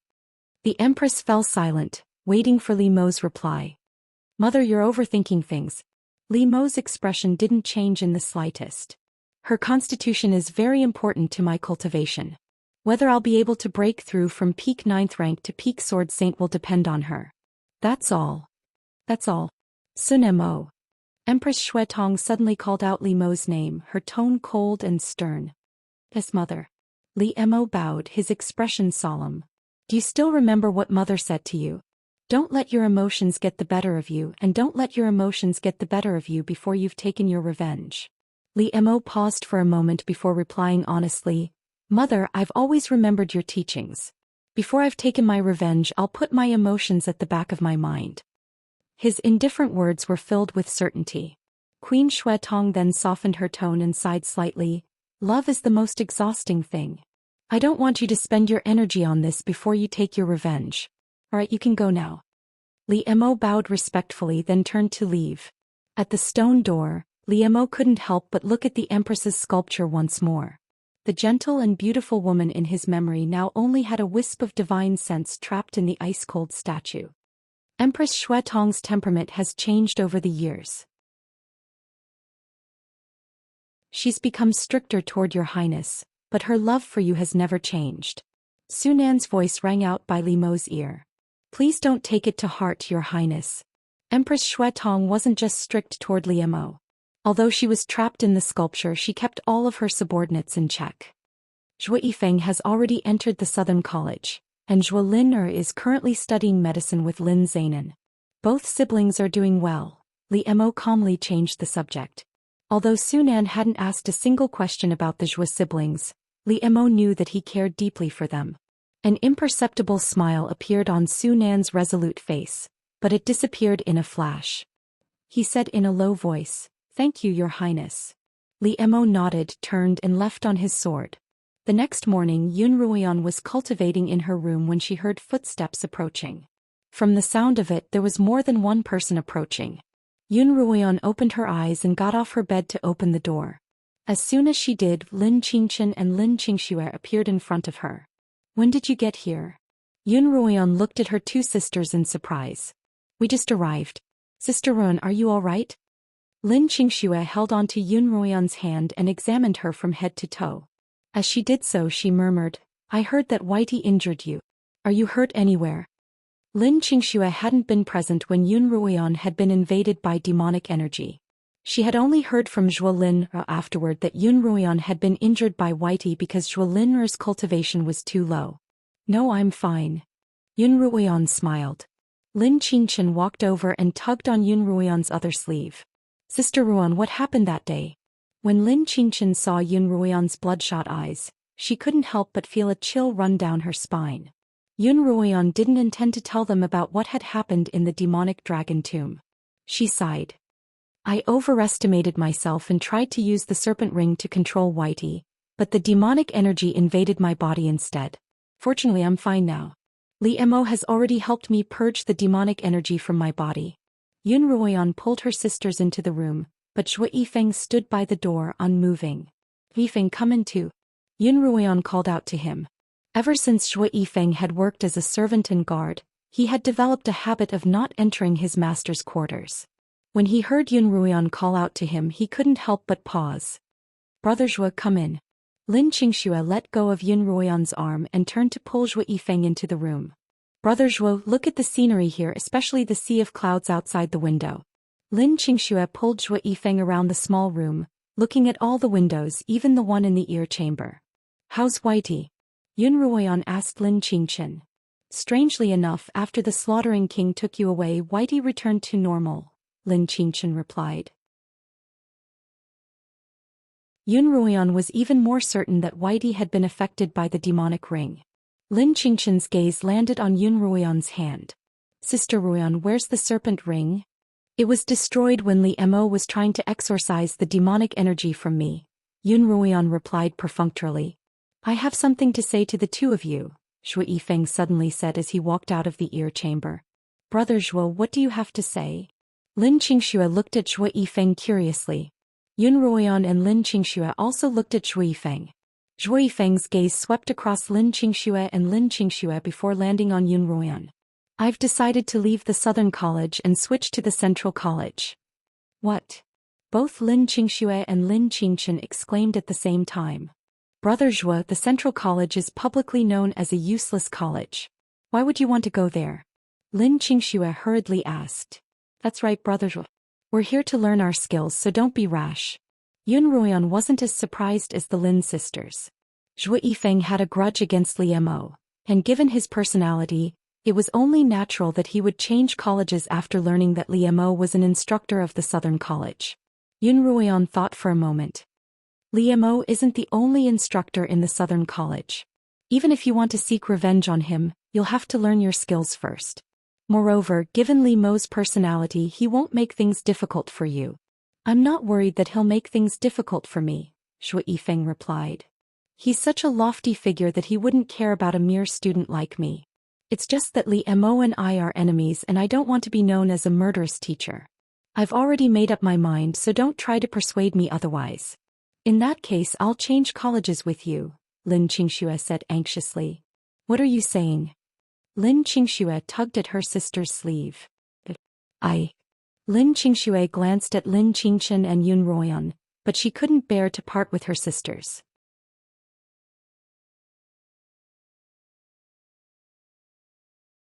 Chapter 221. Xianxia, don't be stubborn. Zhou Yifeng turned to Lin Xianxia. I've made up my mind. I'm going to find the first and sixth elders now. Yifeng walked out of the room. Brother Zhou. Lin Xianxia hurriedly followed him. Xianxia. Lin Xianxia was afraid that Lin Xianxia would really follow Zhou Yifeng to another academy, but Yun Ruoyan stopped her. Let her go or she won't give up. Yun Ruoyan looked at Lin Xianxia's anxious expression. Don't worry, Zhou Yifeng won't let Xianxia follow him to another academy. Yun Ruoyan watched the two of them disappear into the alley inside. Once Zhou Yifeng had made a decision, no one would be able to change his mind. That day, when she had chosen to enter the Southern College, everyone's eyes had been on her, and she had been too preoccupied to care about anything else. For a moment she had forgotten about the grudge between Zhou Yifeng and Li Mo. When she thought about it later, she had even been gratified that Zhou Yifeng had chosen the Southern College. She hadn't expected that Zhou Yifeng would change his mind after a single holiday. Perhaps something else had happened to him? On the small path in the courtyard, Lin Xianxia jogged to catch up with Zhou Yifeng. Brother Zhou, can you not change academies? Isn't it better if we're all together? Lin Xianxia asked as she followed Zhou Yifeng. My family's extermination is irreconcilable, Zhou Yifeng replied. I thought that I could accept Li Mo as my instructor, but I overestimated my tolerance. But Brother Zhou, Sister Ruoyan said that the slaughtering king isn't the only instructor. You can learn from another instructor and you don't have to change academies, do you? Lin Xianxia grabbed Zhou Yifeng's sleeve, refusing to let him go. Zhou Yifeng stopped and looked at Lin Xianxia helplessly. The Central College is the most remote part of Kongming Academy, and it's so far from the Southern College, Lin Xianxia protested. It won't be so easy for me to see you in the future, and you still haven't taught me how to shoot an arrow. I won't let you go. Xianxia, let go. Zhou Yifeng was helpless at Lin Xianxia's insistence. I didn't have to tell you about my decision, but since we're friends, I felt that I should. Xianxia, if you still think of me as a friend, please respect my decision. Who wants to be your friend? In her panic, Lin Qingxue lost her temper. Brother Zhou, haven't you noticed after all this time that I like you? I want to be with you all the time. Lin Qingxue's roar caused Zhou Yifeng's eyes to widen. His already pitch-black eyes shone so brightly that no one dared to look him in the eye. Although Lin Qingxue's personality was cheerful, she still had the shyness of a little girl. Her round face immediately reddened as soon as she revealed the little secret she'd hidden in her heart. Although Zhou Yifeng was surprised by Lin Qingxue's confession, he wasn't shocked. He wasn't an idiot, and everyone could tell that Lin Qingxue liked him. Even Lin Zainan had spoken to him about it. Lin Zainan had told Zhou Yifeng that as long as he treated Lin Qingxue well, the Lin family wouldn't care about his family background. However, Zhou Yifeng had politely refused. Lin Zainan had told Zhou Yifeng that Lin Qingxue was an honest child, and that if she liked someone she'd make up her mind. If that person didn't like her, then he shouldn't give her any hope. However, Zhou Yifeng wasn't good at refusing.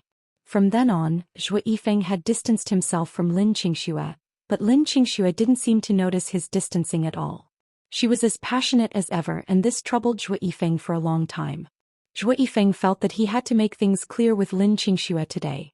Qingxue, I'm just a beastkin orphan. It's my honor to be friends with you, but I can't accept your love. Zhou Yifeng looked at Lin Qingxue and said, I'm just a beastkin orphan. You're you and I like you. I don't care if you're beastkin or anything else, you can't care about that when you like someone. Lin Qingxue hurriedly said. Qingxue, don't be silly. Zhou Yifeng smiled bitterly. Not only am I a beastkin, but I also have a blood feud with someone like me. I don't deserve to be loved. My heart is dead and I won't fall in love with anyone. I'll never live up to your love, so let go. Brother Zhou, but I like you. Lin Qingxue's eyes were brimming with tears. You're a good girl. Zhou Yifeng pried Lin Qingxue's fingers open one by one. You'll meet a man who's worthy of your love, but that man won't be me. He let go of Lin Qingxue's hand and walked away even faster. Brother Zhou. Lin Qingxue cried at his back. Brother Zhou, you're the only one I like. What does it matter to me if anyone else is good? Qingxue, what's wrong? Zhao Su, who had been taking a walk outside, heard Lin Qingxue's cries and hurried over to help her up when she saw her sitting on the ground. Zhao Su was accompanied by two other people. Zhao Su's older brother Zhao Gang and Zhao Su's good friend, the exotic young miss of the Li family, Li Furong.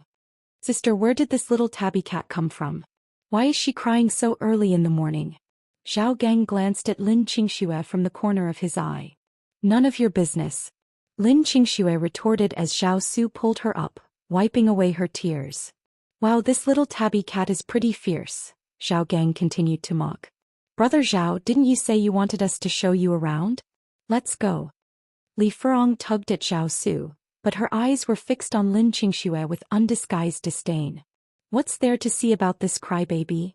Lin Qingxue was in a terrible mood, and Li Furong's disdainful glare only served to fuel her anger. What do you mean?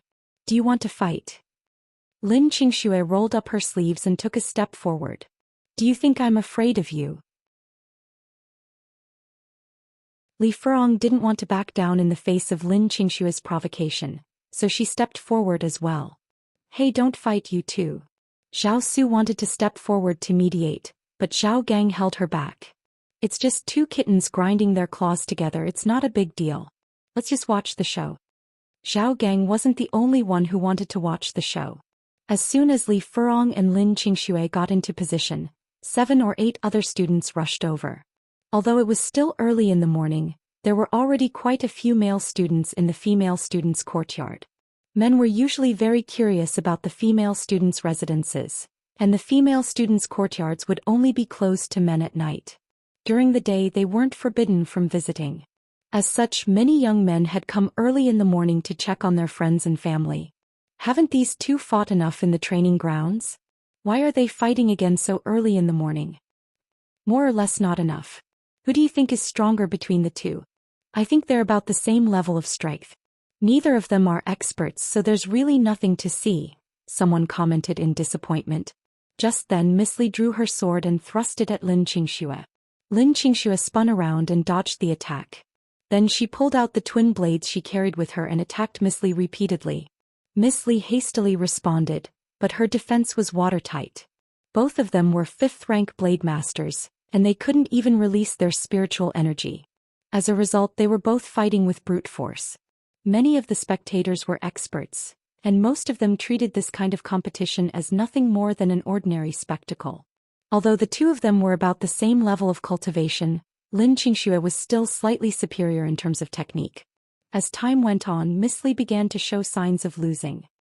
"I didn't expect that little kitten to be so good at swordsmanship," Zhao Gang said to Zhao Su.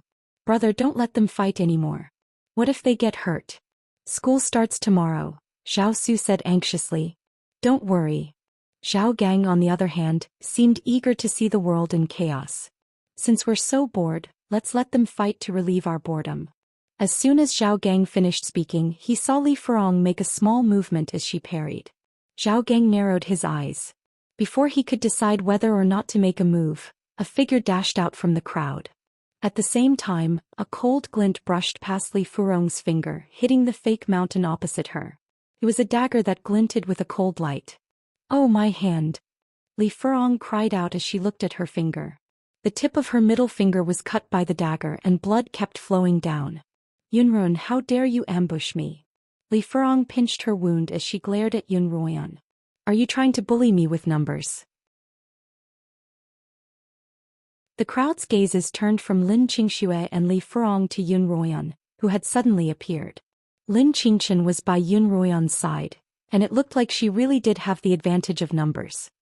"Isn't that the Yunruoyan who was accepted as a disciple by the elder's first disciple? That's her. She's at least a 7th-rank blade master, and the treasure from the imperial territory is in her hands. She's Xianxia's sister, and it looks like she's going to stand up for Xianxia. Li Furong wasn't Xianxia's match in the first place. Isn't this an unnecessary move?" The crowd began to discuss Yunruoyan's sudden attack. "Don't think that I'll be afraid of you. At most, I'll go to the first elder for justice." Li Furong straightened her back when she saw that the crowd was on her side. At Kongming Academy, if the disparity in strength was too great, it was forbidden to bully the other party in broad daylight. However, rules were made by humans and naturally they could be broken by humans. If the weaker party offended the stronger party, they could be cornered in a secluded area. This wasn't anything new at Kongming Academy. However, there weren't many people who dared to make a move like Yunruoyan did.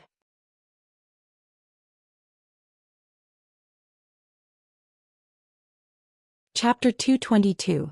Even Xianxia looked at Yunruoyan in confusion. She was clearly about to defeat Li Furong, and Yunruoyan didn't even need to do anything.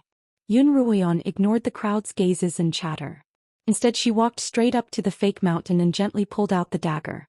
Yunruoyan had used just enough force that only the tip of the dagger had pierced into the fake mountain.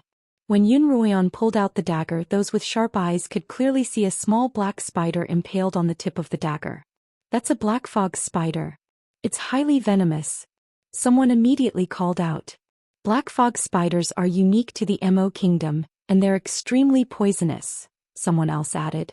"Ah, you're trying to harm me with a venomous spider? How despicable." Xianxia immediately broke out in a cold sweat. Although she didn't know what a black fog spider was, being bitten by a venomous spider was bound to have serious consequences. Li Furong had been on the verge of losing to Xianxia, but because she was too competitive and didn't want to lose face, she had brought out the black fog spider. Not only had she failed to harm Xianxia, but she had also been caught red-handed by Yunruoyan. "Miss Li, is it really necessary to use such a vicious method on my sister over a small conflict?" Yunruoyan asked coldly as she looked at the black spider impaled on the tip of the dagger.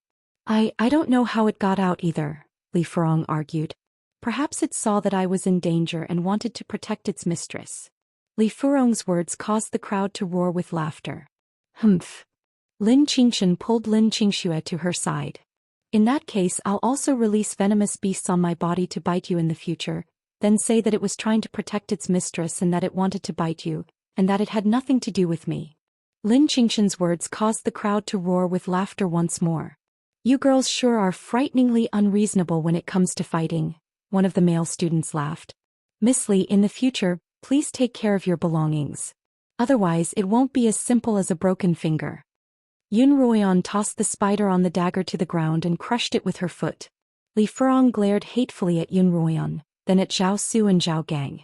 Both of their gazes landed on Yun Ruoyan, but neither of them seemed inclined to speak up for her. Li Furong had no choice but to squeeze out of the crowd and leave on her own amidst the laughter of the crowd.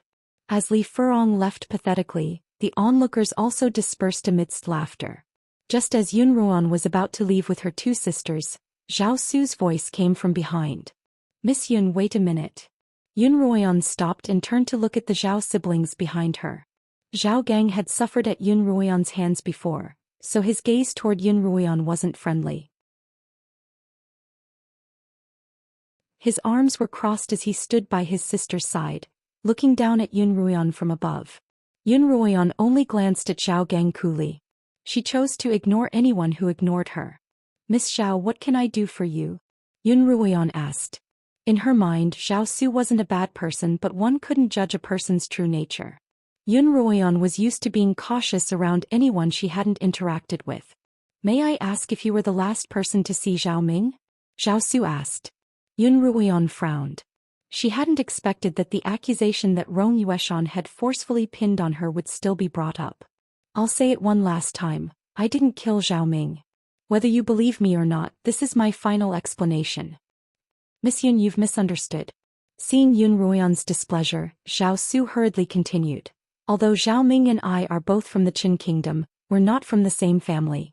No matter how he died, we're in no position to avenge him." Although Zhao Su had once had a good impression of Zhao Ming, it hadn't developed. Instead, it had been strangled in the cradle with Zhao Ming's death. Naturally, Zhao Su wouldn't avenge Zhao Ming just because she had a good impression of him. "Then what do you mean, Miss Yun?" Yun Ruoyan was a little confused. "Sister, why beat around the bush? Let me talk to her," Zhao Chong interjected. Zhao Gang took over the conversation and said, "That Zhao Ming borrowed my sister's fish core. My sister wants to ask if you've seen it?" Yun Ruoyan recalled that she had indeed seen Zhao Ming holding a pearl in his mouth during their battle in the lake. However, after Zhao Ming had been killed by Rong Yueshan, he had sunk to the bottom of the lake, and when Zhuo Yifeng had fished him out, Yun Ruoyan hadn't found the pearl on his corpse. At the time, Yun Ruoyan hadn't paid much attention to such details, but now she did.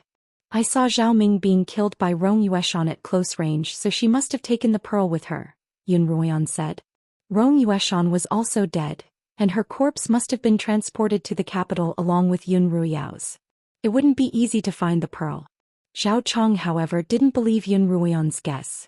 "You say that Miss Rong took my sister's pearl, but Miss Rong says that you took it. One of you must be lying, so who do you think I should believe?" Zhao Gang's words surprised Yun Ruoyan. She frowned and asked, "Which Miss Rong are you referring to? How many Miss Rongs can there be in the capital? Isn't it that Miss Rong from the Imperial Uncle's manor?" Zhao Chong glanced sideways at Yun Ruoyan. As soon as Zhao Chong said this, the Lin sisters were equally bewildered. Wasn't Rong Yueshan dead? Hadn't she died right in front of them? Why had she suddenly reappeared? Could it be that she hadn't died at all? Both of them turned to Yun Ruoyan in unison. Although Yun Ruoyan was bewildered, she didn't let it show on her face. She glanced at the Lin sisters for them to calm down, then turned to Zhao Chong. "I didn't see her at the academy's allocation, so I thought she was..." Yun Ruoyan paused for a moment before continuing. "When and where did you see Rong Yueshan? Why don't you call her over so we can confront each other?" "That's a good idea." Zhao Chong was quite interested in Yun Ruoyan's suggestion. "I saw her a few days ago when I was taking a stroll outside the Northern College. She was severely injured during the trial, but she's mostly recovered now, and the second elder has taken her in as a disciple." Although the academy was on vacation, a few students who were far away from home didn't return home. The Zhao siblings lived in the distant Imo kingdom, and a round trip would take more than half a month. As a result, the two of them had spent the past 15 days at Kongming Academy. "He's actually still alive." Yun Ruoyan's heart sank. "How lucky. Let's confront her right now. Do you dare?" Zhao Chong looked at Yun Ruoyan provocatively. "Miss Yun." Zhao Su, who had been silent all this time, spoke up. "The pearl is very important to me and my family. If you've taken it, please return it to me. I don't want to make a big deal out of this. I don't want to waste my breath arguing over this matter," Yun Ruoyan said. Let's go to the Northern College and confront Rong Yueshan. The 5 of them left the Northern College. In the past half a month, Zhao Chong had basically figured out everything about Kongming Academy, and he led Yun Ruoyan's group toward the Northern College. The gates of the Northern College, which had been closed for half a month, were now open. Quite a few outer disciples were cleaning the grounds, and the 5 of them walked in. Hey, who are you? Why do you look so unfamiliar? You must be new students, right? A slightly older man blocked their path with a broom in one hand. School hasn't started yet, so you can't just barge in. This man wore a gray robe and was clearly an outer disciple. However, from his mannerisms, it was clear that he had been at Kongming Academy for a long time. Old foxes like him were easily bullied, and even some of the more timid formal disciples couldn't escape their wrath. Wang Gang replied disdainfully, "We're new students, but we're not from the Northern College." "Then what are you doing here?" "We're here to find Miss Rong Yueshan. There's something we'd like to ask her." Wang Gang was an elite of a large family in the Qin Kingdom, and he could easily put on airs to intimidate others. Seeing that Wang Gang wasn't a pushover, the outer disciple restrained himself a little. "Wait here, I'll go inform Rong Yueshan." The group watched as the outer disciple ran to the back of the hall and waited quietly. Before long, the outer disciple ran back to inform Wang Meng that Miss Rong wasn't feeling well and was resting, and that Yun Ruoyan and Wang Meng would return another day. The group had no choice but to return and wait for another opportunity. "Do you know why I was so sure that you had the pearl?" Wang Gang asked Yun Ruoyan on the way back. "No," Yun Ruoyan replied honestly. "Why?" "Now's not the time to tell you. You'll find out in the future," Wang Meng replied. In the back of Kongming Academy, Rong Yueshan was sitting cross-legged in a courtyard. After half a month of recuperation, her body was much better than before. Furthermore, with the second elder and Rong Tianhai's help, her cultivation had improved significantly. She was now a peak 7th rank blade master, and she was even on the verge of breaking through to the 8th rank. "I didn't expect you to be even more talented than your sister, Rong Yuehong," Rong Tianhai commented as soon as he saw Rong Yueshan open her eyes. "I have to thank Master for clearing my meridians," Rong Yueshan replied.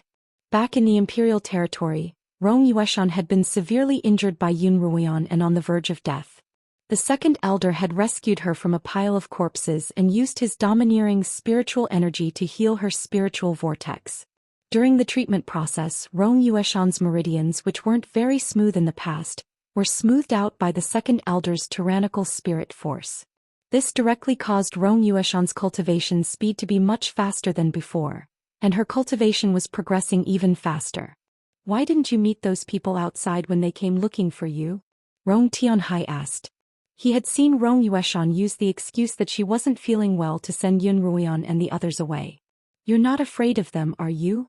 Rong Yueshan had been severely injured by Yun Ruoyan, so it wasn't impossible for her to be afraid of Yun Ruoyan. Rong Yueshan laughed coldly. Other than her father, there was no one else in the world that she would be afraid of. "Since they came looking for trouble, I naturally had to choose a place where I could be surrounded and slapped in the face," Rong Yueshan replied. "There aren't many people here right now, so I'll have to wait until the start of school tomorrow to teach her a lesson in front of everyone."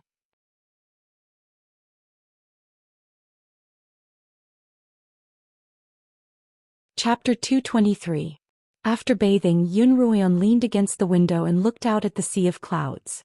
There was no wind tonight, and the sea of clouds was unusually calm. She seemed to be thinking about many things, but at the same time she didn't seem to be thinking about anything at all. Feeling a little warmth in her chest, she reached out and took out the item she'd kept close to her chest. The snow-white pearl in her palm glowed with a warm luster. Not only could this pearl allow the wearer to breathe freely in water, but it could also adjust to the temperature of the outside world, making the wearer feel comfortable. Yun Ruoyan had always known that this pearl was a treasure, but seeing how nervous the Zhao siblings were today, it was clear that it was far more valuable than she had expected. Autumn had passed and winter was just around the corner. Even though there was no wind, the air was unusually cold. Even with her spiritual energy to protect herself, Yun Ruoyan still felt the chill. After looking at the sea of clouds for a while, she prepared to close the window and sleep. Just as she was halfway through closing the window, a red sword aura suddenly emerged from the sea of clouds, speeding toward Yun Ruoyan. Li Mo's sword aura was green, Yun Ma Xiao's was yellow, and Shui Yun's and Mo Yun's were both green and yellow. However, this was the first time Yun Ruoyan had seen a sword aura as red as this. Yun Ruoyan couldn't help but stop closing the window and look at the red sword aura through the crack in the window. As the sword aura drew closer and closer, Yun Ruoyan infused her eyes with spiritual energy to strengthen her vision. She could clearly see that the person standing on the sword aura was also a black-robed man. When the sword aura reached Yun Ruoyan's cottage, it rose higher and flew past the roof of the cottage. At the same time, Yun Ruoyan sensed an unfamiliar yet somewhat familiar aura. Yun Ruoyan hurriedly ran to the side room and opened the small window that she rarely opened, facing the north. Through the window she saw the red sword aura land in the courtyard. Yun Ruoyan wasn't very familiar with the courtyard and she didn't know whose house it was. However, Yun Ruoyan was certain that she had encountered this aura before. She had only encountered it by accident, so she didn't have a deep impression of it. Yun Ruoyan thought back carefully, and a moment later she had an impression. About a month ago, they had been escorted by Yun Ma Xiao from the capital to the Kongming Mountains. Along the way they had encountered a group of strange horse thieves, who had revealed their identity as herbalists when Zhou Yifeng had shot them. Yun Ruoyan had sensed a powerful aura before the two bandits had appeared, but it had only appeared for a brief moment before disappearing without a trace. Yun Ruoyan had always suspected that the owner of this powerful aura was the creator of the medicinal puppets, but she had never had a chance to find out the truth. It's this aura. Yun Ruoyan was certain of this. I'd like to see what you're up to, hiding your head and showing your tail. She didn't even have time to put on her outer robe. Wearing only a thin white robe, she leaped out of the small window and charged toward where the sword had landed. Soon she arrived at the place where the sword light had landed. There were 2 rows of houses and a few independent houses. Only one of the houses was lit and the rest were dark. It was already late at night and almost all the students were asleep. There had to be a ghost lurking in the middle of the night. Yun Ruoyan retracted her aura and walked lightly to the window of the brightly lit house. She pressed her ear to the window and listened for any movements within. Indeed, she could hear the voices of a man and a woman. The woman was none other than the young miss of the Li family, Li Furong, who had clashed with Lin Qingxue earlier in the day. The man's voice was unfamiliar to Yun Ruoyan. However, he didn't retract his aura, and Yun Ruoyan could tell from his aura that he was the one who had arrived on the red sword light. After sensing his aura from afar, Yun Ruoyan was even more certain that this was the hidden cultivator she had encountered on the road. Based on his aura, this person's cultivation was definitely much higher than hers. If he discovered her, he would definitely be able to kill her on the spot with a wave of spiritual energy. As a result, Yun Ruoyan didn't dare to act rashly. All she could do was retract her aura, hold her breath, and perk up her ears to listen to their conversation. "What did you signal me for?" the man asked, his tone dissatisfied. "Look at my hand." Li Furong didn't answer the man's question directly. Instead, she spoke in a flirtatious tone. "How did you do it?" The man's dissatisfaction was replaced by concern. "Master!" Li Furong suddenly cried out pitifully, "I was bullied. You have to help me vent my anger." Li Furong addressed the man as Master, but her tone sounded as if she were talking to a lover. Yun Ruoyan suppressed the goosebumps rising all over her body and continued listening. "These are all small matters," the man coaxed softly. "Once you've accomplished what I've tasked you with, you'll be able to teach anyone in Kongming Academy a lesson other than the 6 elders a lesson." "Really?" Li Furong's tone was filled with a smile, clearly satisfied with the man's response. "I knew you'd love me the most, Master." "Of course." The man laughed. "In order to send you to Kongming Academy, I lost 2 of my medicinal puppets, and it took me a great deal of effort to refine them. You'll have to steal the all-seeing mirror to make up for my losses." The man's words confirmed Yun Ruoyan's suspicions. This man was indeed the master of those 2 medicinal puppets. What shocked Yun Ruoyan even more was the fact that this man wanted to steal the all-seeing mirror. After all, the all-seeing mirror was one of Kongming Academy's most prized treasures. Who could it be that dared to steal it? Who would be so bold as to do so? Yun Ruoyan's curiosity was piqued. She dipped her finger in saliva and poked a hole in the paper window, peering inside with one eye. "Who's there?" As soon as she poked a hole in the paper window, the man sensed her presence. "What's the matter, master?" Li Furong asked. "There seems to be someone outside." The man walked up to the door, opened it slightly and poked his head out. However, there was no one outside. "How could there be anyone in the middle of the night?" Li Furong asked. Kongming Academy has always been proud of its steep terrain and its protective arrays. As a result, there's never been any night patrols, so no one would be able to discover you. The man didn't seem to think much of Li Furong's words. "It's better to be safe than sorry. I don't want to ruin all my plans just because someone discovered me. This isn't a good place to stay, so I have to leave."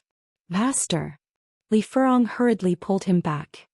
"The black mist spider you gave me to protect myself was killed by that Yun Ruoyan." "What? The black mist spider was killed?" "Yes, it's that damned Yun Ruoyan." Li Furong briefly recounted the incident with Yun Ruoyan's group earlier in the day to the black-clad man. "I fed that black mist spider over a long period of time with dozens of different poisons. Most magical beasts would be able to kill it with a single bite," the man murmured, his heart pained. "How could it be killed so easily?" The black mist spider had been killed by Yun Ruoyan in a single blow, so no one had realized how powerful it was.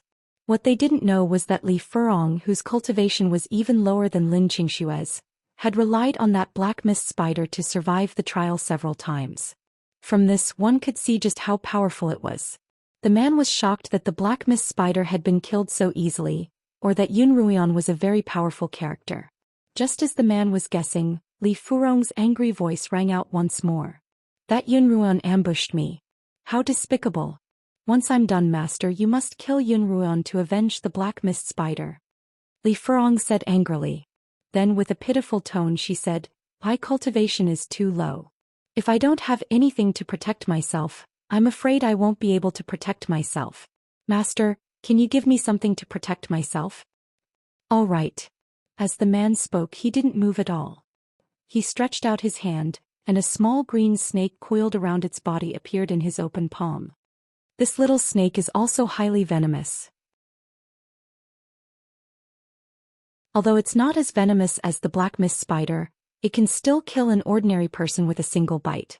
Even those with high cultivation will be in big trouble if they get bitten, the man said as he handed the snake over to Li Furong. Li Furong stretched out her hand towards the snake, and it slithered into her sleeve along the back of her hand. "In the future, unless it's something very important, don't send me a signal so casually," the man instructed before flying off on his sword. Yun Ruoyan's petite figure was quietly hidden in a corner of the house's eaves. The man's sudden alertness had caused Yun Ruoyan to break out in a cold sweat. Fortunately, she was small and nimble, and she was able to leap onto the narrow roof of the house. Worried that the black-robed man would suddenly turn around and attack her, Yun Ruoyan curled up in the corner for quite a while. Only when she was certain that there was no danger did she land on the ground and quickly return to her own room. This was a serious matter, and Yun Ruoyan decided to inform Li Mo of it as soon as possible. The next morning, Yun Ruoyan headed to the Southern College. Today was the first day of the new semester, and the gates to the Southern College were already open. Yun Ruoyan circled around the front of the college and headed straight for the Southern Tower. Along the way she bumped into Xianxia. Kongming Academy didn't have a specific principal. Instead, it was governed by a council of 6 elders. At the same time, the elders were also in charge of the 3 halls and 5 colleges. However, they were usually busy with cultivation and teaching elite students, and didn't have much time or energy to personally manage the complicated affairs of the academy. As a result, each of the 5 colleges had a provost. Apart from a few important decisions that required the elders to make, most of the academic affairs were left to the provost and instructors. Xianxia was the provost of the Southern College. Xianxia was around 40 years old, much younger than the 6 elders, but his seniority was the same as theirs. Unfortunately, his cultivation was much lower, and he didn't have the right to enter the council of elders. Instead, he became a provost. "Greetings, Senior Tsang." Yun Ruoyan walked up to Xianxia and bowed. Xianxia had been in charge of quite a few matters during the selection of the new students. Yun Ruoyan was more familiar with him than the other provost and instructors, and he gave Yun Ruoyan a rather righteous impression. "Where are you going in such a hurry?" Xianxia asked when he saw Yun Ruoyan's hasty footsteps. Clearly she had something urgent to attend to.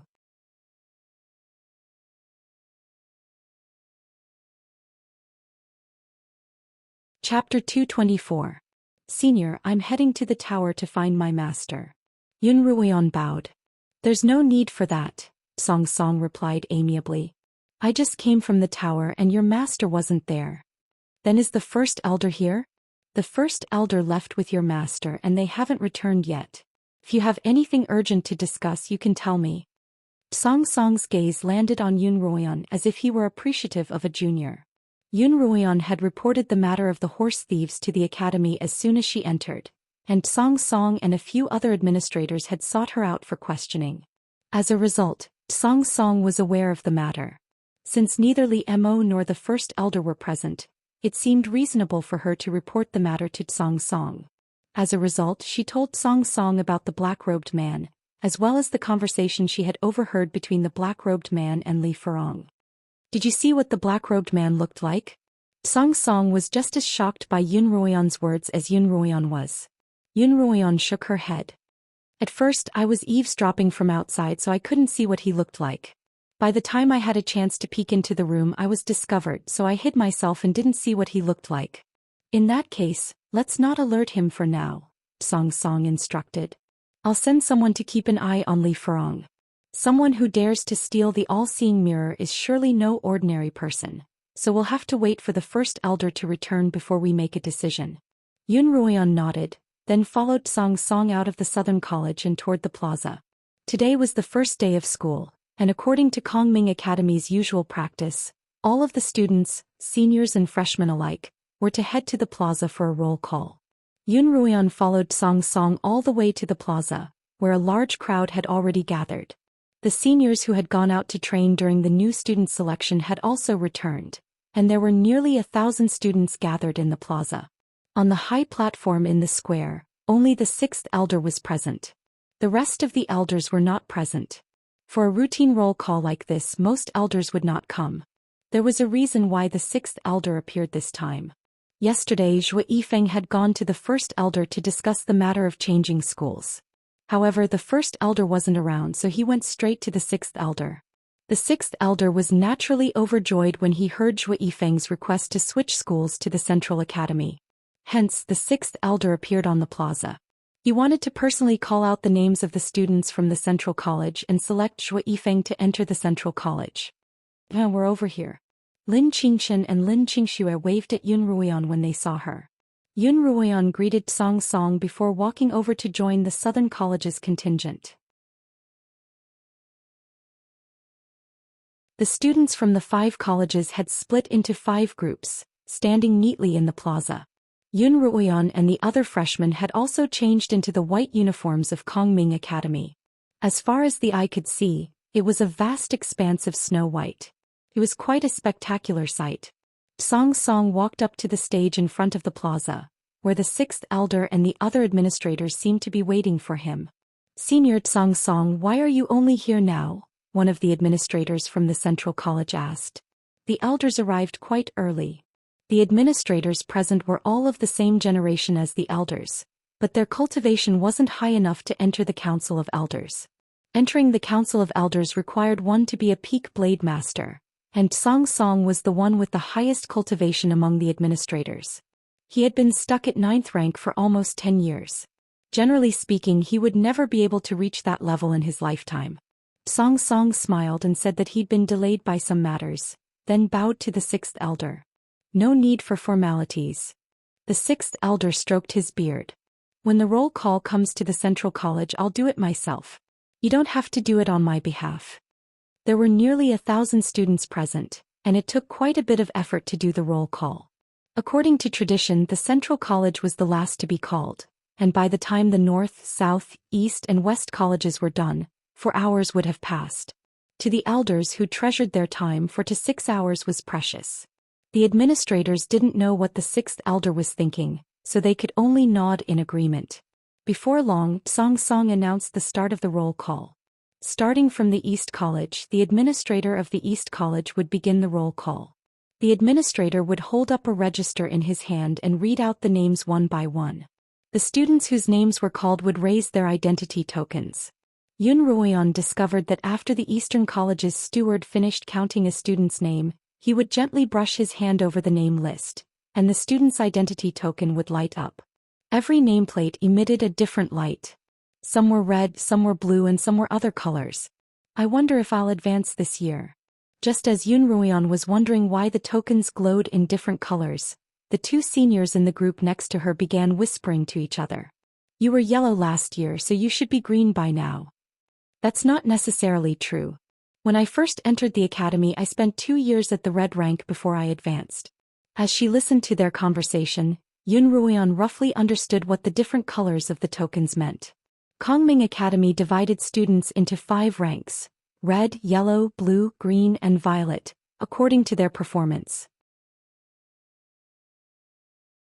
Students who had just entered the academy for the first time were all red, the lowest rank. Every year at the roll call, they would be re-evaluated based on their performance in the previous year. There were about 200 students in the East College, but the roll call was unusually fast. After about 15 minutes, it was the South College's turn. Yun Ruoyan and the other freshmen were standing at the back of the group, so they were naturally called at the back. Yu Xiaozuan, Wang Feng, Qin Chong, and Zhou Xian. Following Song Song's roll call, the older students in the front raised their tokens one by one. Most of their tokens glowed blue, green, and violet. Some of them looked happy, likely because they'd advanced, while others looked disappointed, likely because they hadn't. Yun Ruoyan, Song Song called out. Yun Ruoyan imitated the other students and raised her token, which glowed red. The next to be called were Lin Qingchen and Lin Qingxue, but not Zhui Yifeng. Yun Ruoyan couldn't help but turn back to look at Zhui Yifeng, who was standing behind her. She guessed that he'd succeeded, and she couldn't help feeling a little regretful. Lin Qingxue also turned back to look at Zhui Yifeng, her eyes full of sadness. Zhui Yifeng, however, avoided their gazes.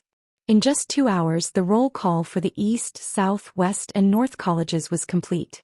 Finally, when it was time for the Central College, the 6th elder personally stood at the front of the line. Zhui Yifeng. The 6th elder immediately called out Zhui Yifeng's name. Under everyone's gaze, Zhui Yifeng raised the identity card in his hand. Why are you still standing with the South College? Come over here. The 6th elder beckoned to Zhui Yifeng, and Zhui Yifeng walked towards the 6th elder under everyone's gaze. Senior elder, isn't this student from the South College? Song Song asked, puzzled. Why is his name on the roll for the Central College?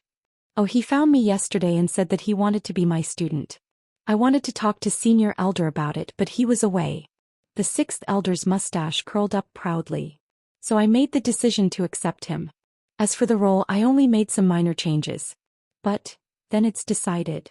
The 6th elder interrupted Song Song, then turned to his own group of students and announced, there's no need to go through the roll call one by one. Everyone will be promoted, including the new students.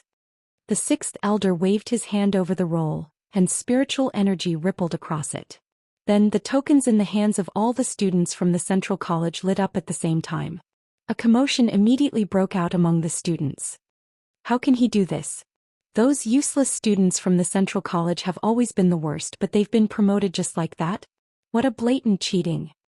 Forget it. In any case, this isn't the first time the 6th elder has openly cheated. No matter how much he cheats, he can't turn a bad student into a good student. In contrast to the grumbling from the other colleges, the students from the Central College were all delighted. Being able to advance without any effort was the greatest benefit of coming to the Central College. As for whether or not they would be able to learn true skills, that wasn't important to them. All right, I'll leave the rest to you. I'm going back to cultivate as soon as possible. The 6th elder clasped his hands behind his back and left, satisfied. The provost looked at each other and finally could only smile bitterly. The 6th elder could be considered a clean slate in Kongming Academy. He was usually amicable, and even when he cheated occasionally, he was very open about it. Moreover, if the students from the Central College didn't cheat, it would be too difficult for them to advance. Even if they did, they would only end up with a mediocre score. As a result, even the 1st elder turned a blind eye to this. After the roll call, Song Song dismissed the students and returned to their respective colleges. Yun Ruoyan, stop right there. Just as Yun Ruoyan was about to leave with the rest of the college, a familiar voice called out to her. Yun Ruoyan stopped in her tracks and looked in the direction of the voice. Her expression darkened. Rong Yueshan, Yi Qianying, Pei Zio and Li Furong walked over. What do you want? Lin Qingxue stepped forward and asked. Weren't you the ones who wanted to confront me yesterday? Rong Yueshan's gaze swept across the crowd before she called out, Zhao Gang, Zhao Su. Zhao Gang and Zhao Su heard the commotion and walked over, followed by some people from the east courtyard. When the two of them arrived in front of her, Rong Yueshan declared loudly, I'm certain that Yun Ruoyan was the one who took Zhao Su's pearl. You're tuning in to the Zhou Xian's Legacy YouTube channel. Don't forget to subscribe and join us on this journey to catch the most captivating stories.